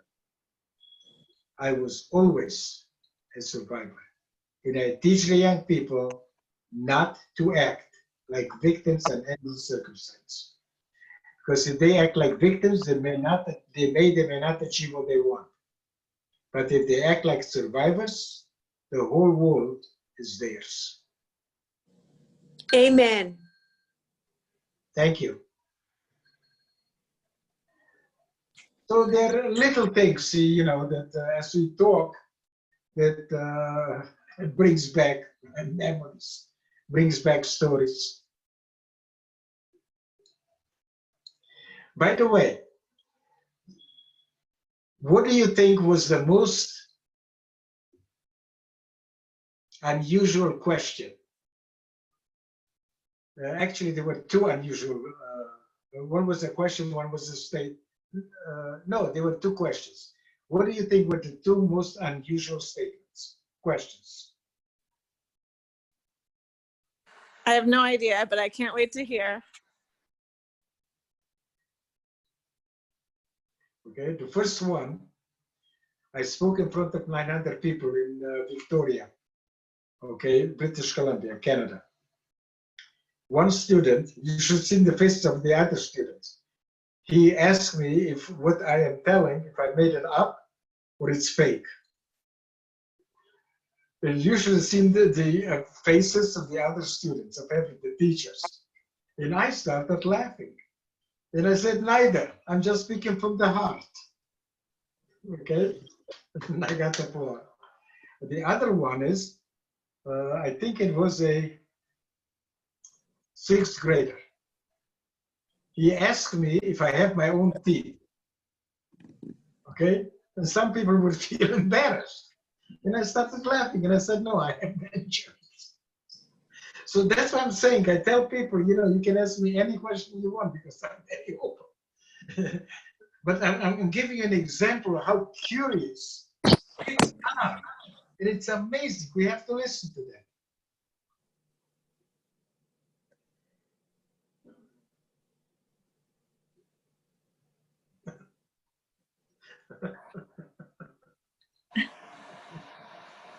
I have to laugh, it's funny. I want to hear the second question because I didn't hear it very well. The 5th grader, he said, do you have your own what? Teeth. I have my own teeth. If I usually see in the faces. That is funny. Okay, but I'm very open. You know, I'm not going to come to you and tell you I have dentures. But if you ask me, and I'm so open, I don't even think about it. Okay, I say, no, I have dentures. Yeah. You should have seen the expression on the other kids' faces. That's great.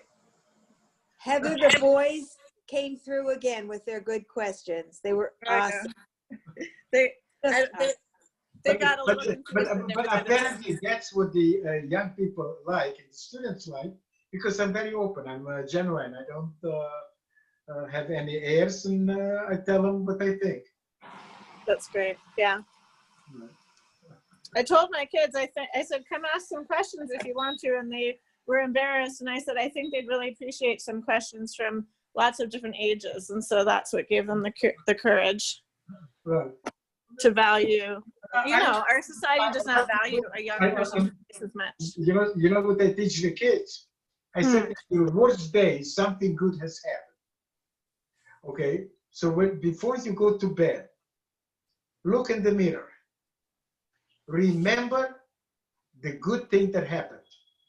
Okay, be proud of what you accomplished in that day, and the next day you'll wake up, okay, with a positive attitude, a fresh day.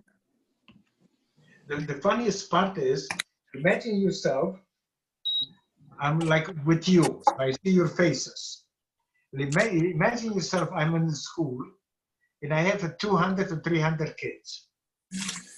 And all of a sudden, I point behind their back, I point at the wall, and I say, when I look in that mirror, and you should see 200, 300 faces turned to the wall, and I say, I see that face. Boy, am I proud of him. It takes him a few seconds to realize that I'm talking about myself. Yeah. There's no mirror there. But the first reaction when I say, when I look in that mirror, and everybody turns around. It's very interesting because I have an exercise for some of my clients. It's called Have a Brag Session.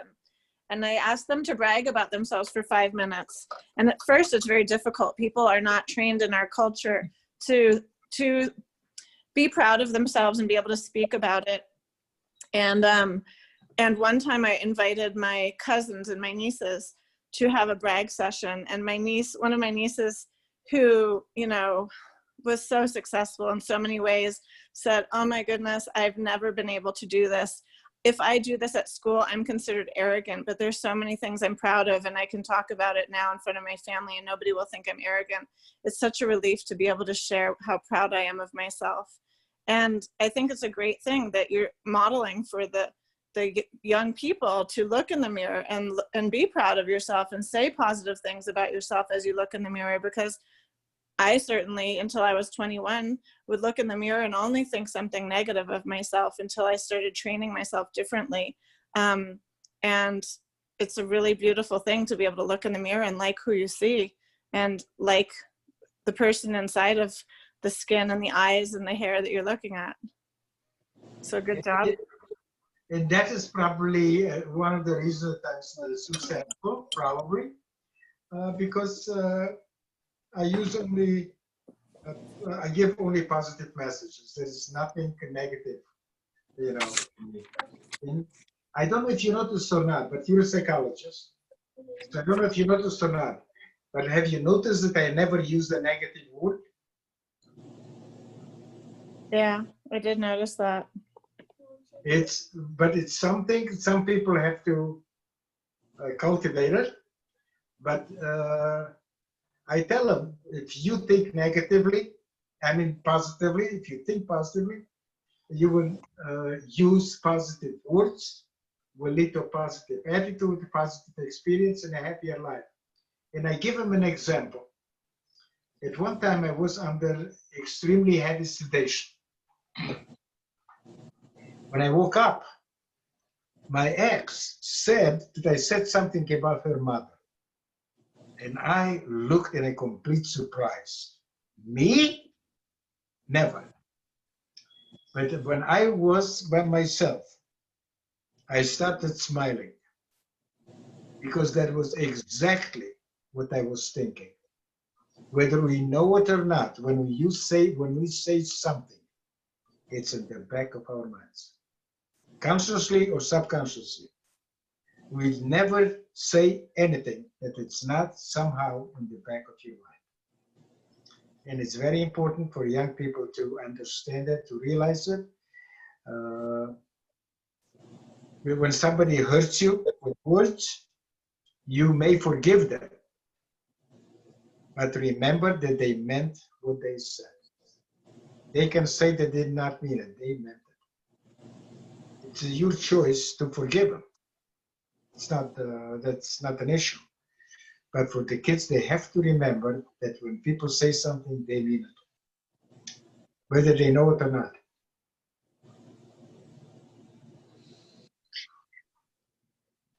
We don't have to forget it, though. We can forgive, but we don't have to forget. Well, certain things are better to forget, certain things, but certain things we have to remember. Okay, because if we don't remember, if we don't learn from the past, this will repeat itself. And you can see what's happening today in the world. And I'm going to repeat it again. The Jewish people are afraid. They don't react. If they react, it's too late.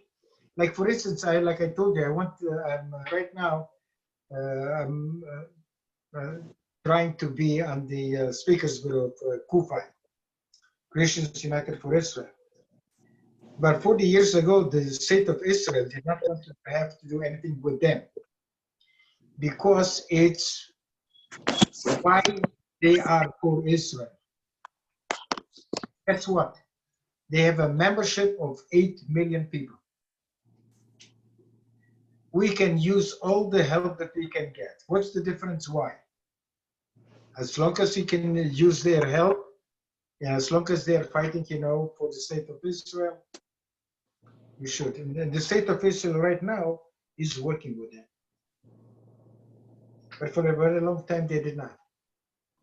And I always maintained that we should, anybody that wants to help us, we should welcome them.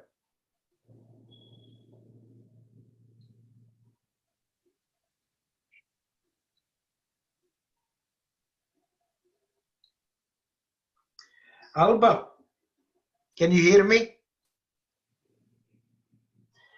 Okay, you have a very young picture. Are you trying to confuse the enemy? I think the last time I created that profile years ago, and I don't think I've updated it since. So I don't even know what year that is. I don't even know what photo it is, to tell you the truth. Okay.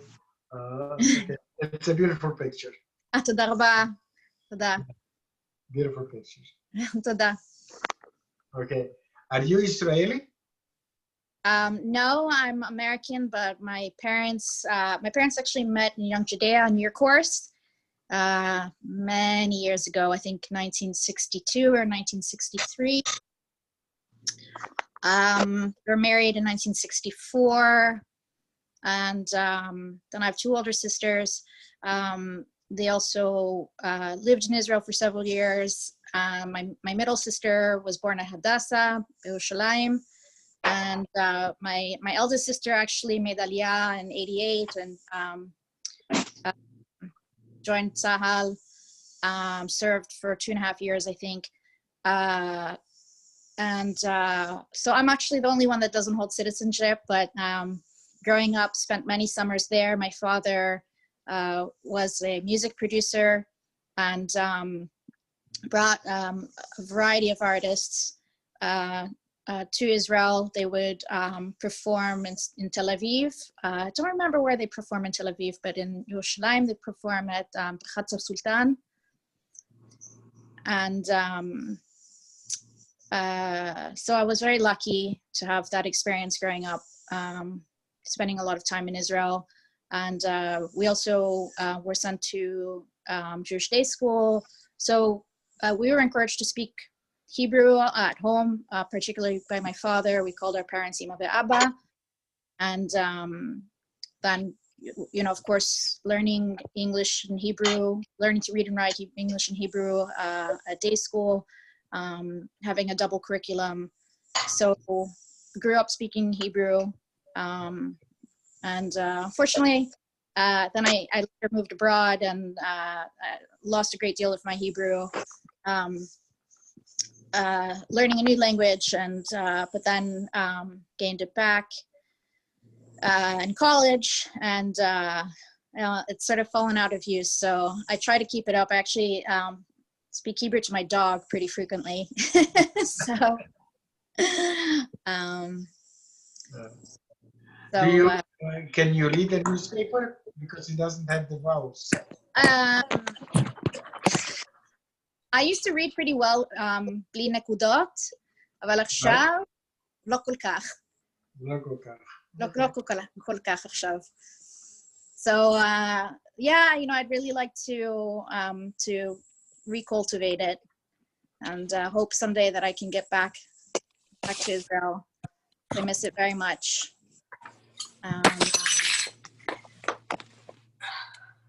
But תודה for your comment regarding my picture.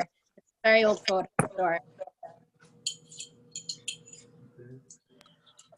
And this is my beautiful dog, Bonnie. He's sleeping. I cannot see him. Oh. Ah, okay. Oh, now I can see him. Oh, it's a big one. It's a big boy. Yeah, she's about Yeah. 50. I had a dog. It was a mixture of Belgian wolf and collie, beautiful dog. And I also had cats, and I loved it. The cats were very affectionate. I had a brother and a sister. The white male, he had both eyes blue. And the vet told me that I was very lucky because cats that have both eyes blue, half of them are deaf. The male was totally independent. He gave me permission to live in his house. Okay. So typical of cats. The female, okay, asked me permission. It was funny. Laying down on the couch, the male would jump on my stomach, purr for about 20 minutes, half an hour, then go to my feet and fall asleep. The female would come to me, look at me, and wait until I said okay. Only if after I gave permission would she jump. The question I always ask my Same patients. house. I could believe. I'm motivated to change. And I took the white one, the male, I took him to the vet. Don't remember why. And you are in the lobby, and there are a lot of big dogs and everything else. My cat, he was all over. He felt at home. He didn't care about anybody. This is my place. It was funny. Yeah, confident cats are quite amusing. I actually work with animals full time, mostly dogs. I've been working with dogs for 11 years, but I do occasionally take care of cats. And although I'm mostly a dog person, cats do have a special place in my heart as well. And they are amusing creatures, so. Where I live, I'm not allowed to. Where I live, I'm not allowed to have animals. Otherwise, I would have had probably a cat. Yeah, it can be really difficult. Because I travel a lot, so and a cat can take care of itself. Right. Yeah, it can be really difficult, particularly here in DC. Well, anywhere actually. I can imagine even more so in New York City. Here in DC, it's also very hard to find housing that not only allows pets, but allows dogs, and allows large dogs, and on top of all. It depends where you are. In my building, they don't allow. Yeah, I have a pit bull, so it makes it even a little more difficult because they're not welcome many places. But she's a darling, and if you can, snoring away. So Thank Why you for did you choose? Why did you choose a pit bull? I just fell in love with her. I think it was, talk about Besheret, you know. I wasn't even, I mean, I knew one day I wanted a dog, and I actually had an idea in my head, particular idea of what I wanted from a past dog.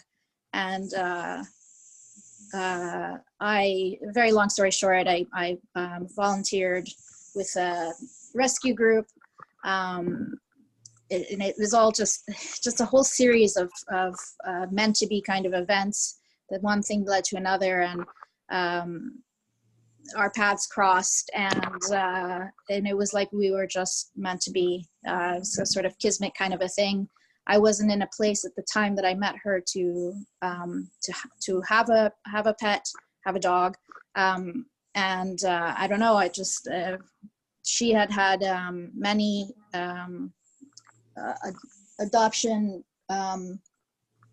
applications that would fall through, and so she had been bounced around a lot, and it was clear to everybody, actually, fairly right away. It took me a while to realize it, but that we were meant to be. So I made it happen, and she's like just perfect. She's perfect. So we've been together 9.5 years now. Well, it's they're like children. It's family. She is absolutely like my kid. I don't call her my daughter. I don't see it that way. I know that she's a dog, but she absolutely is like my kid, and she gives me life and purpose, and brings me much laughter. So she is the bright light in my life, and I'm very grateful for that. Well, if you wanted to understand unconditional love, have a dog.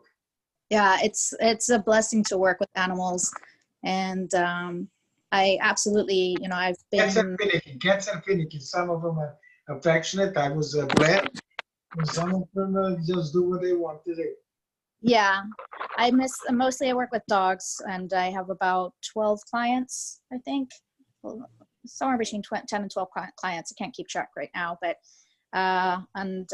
because of isolation, I've been home for almost 7 weeks, and so I haven't seen them in almost 7 weeks. All of my dogs, my beloved dogs, and I miss them so much.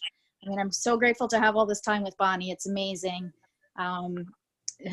But at the same time, I really miss all the other dogs that I work with. They're all my babies as well. So it's a unique experience to work with animals. I think it's... But that's one of the things that a lot of people do not understand. For me, being alone, being cooped up in this apartment, I told you I don't see anything.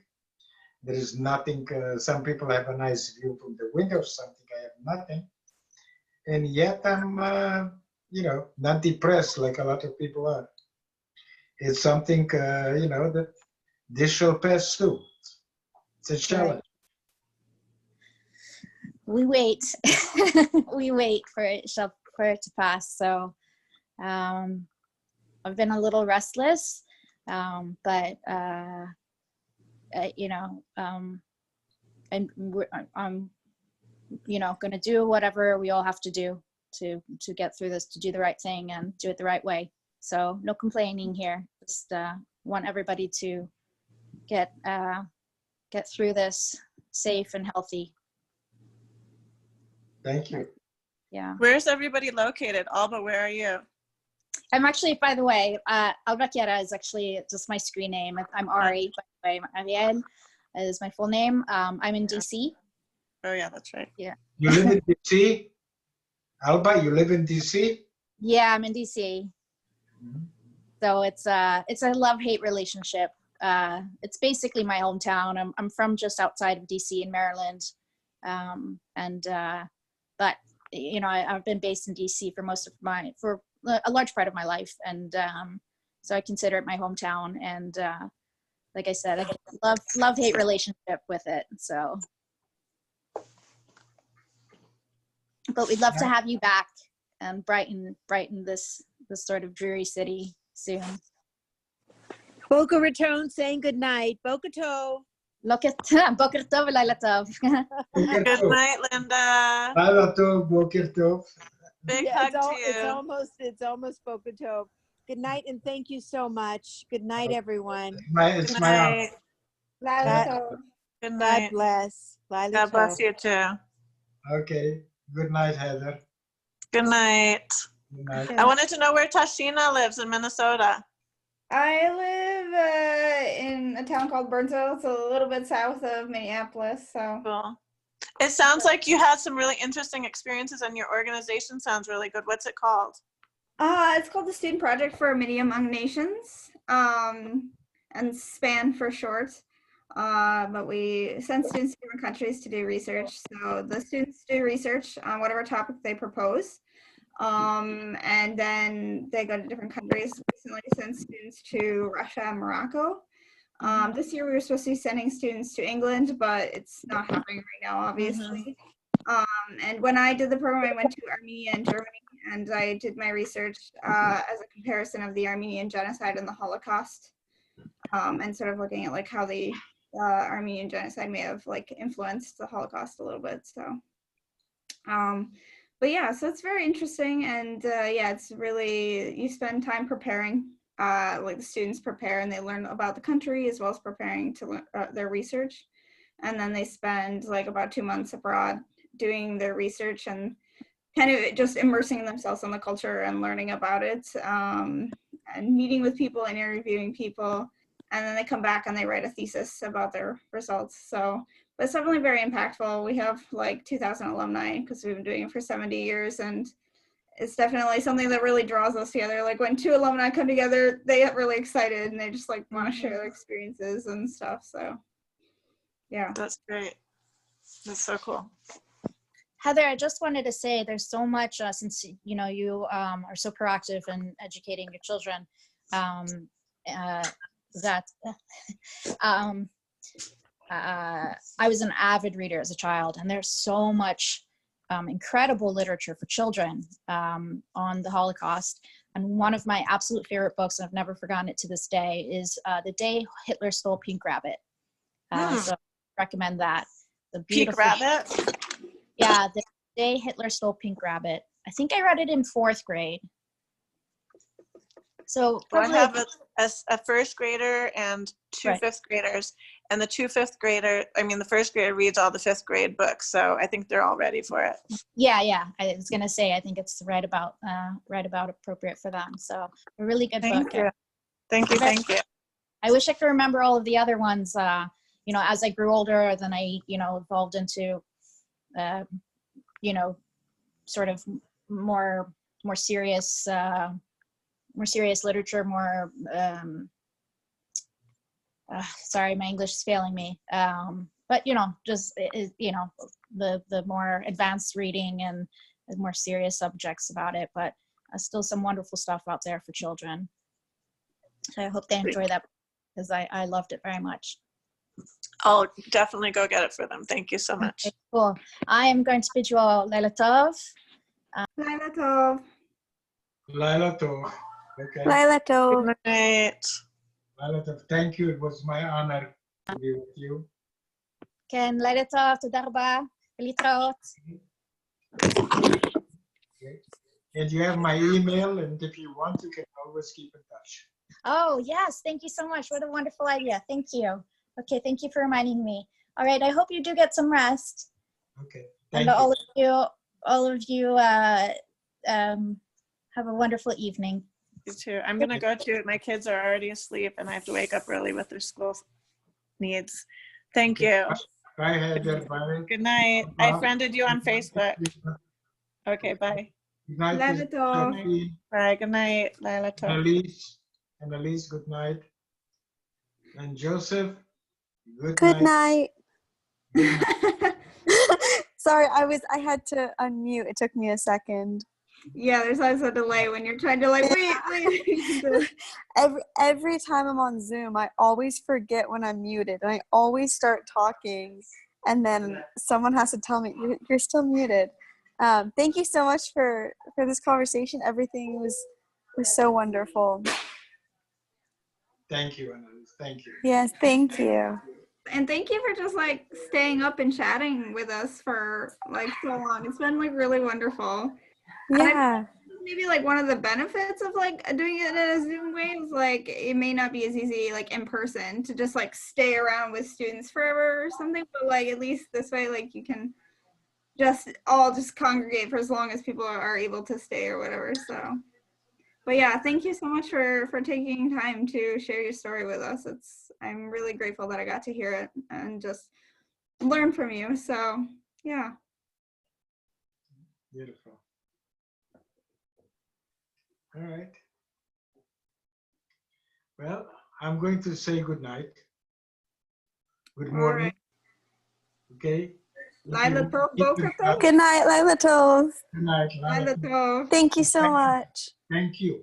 Thank you. It was my honor. Thank you. Good night.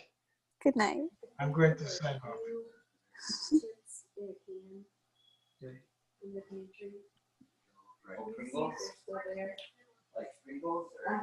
Yes.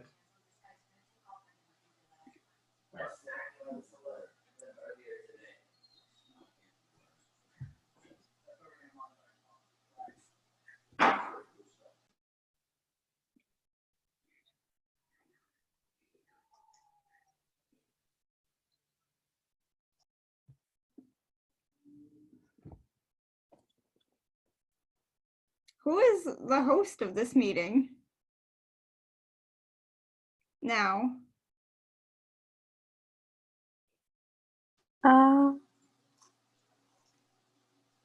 I think the rabbi still So is. you have right? on the left side, the bottom, on the left side, if you go, okay, you can mute yourself, unmute yourself, and you can start or close the video. Do you see it? Yeah. Okay.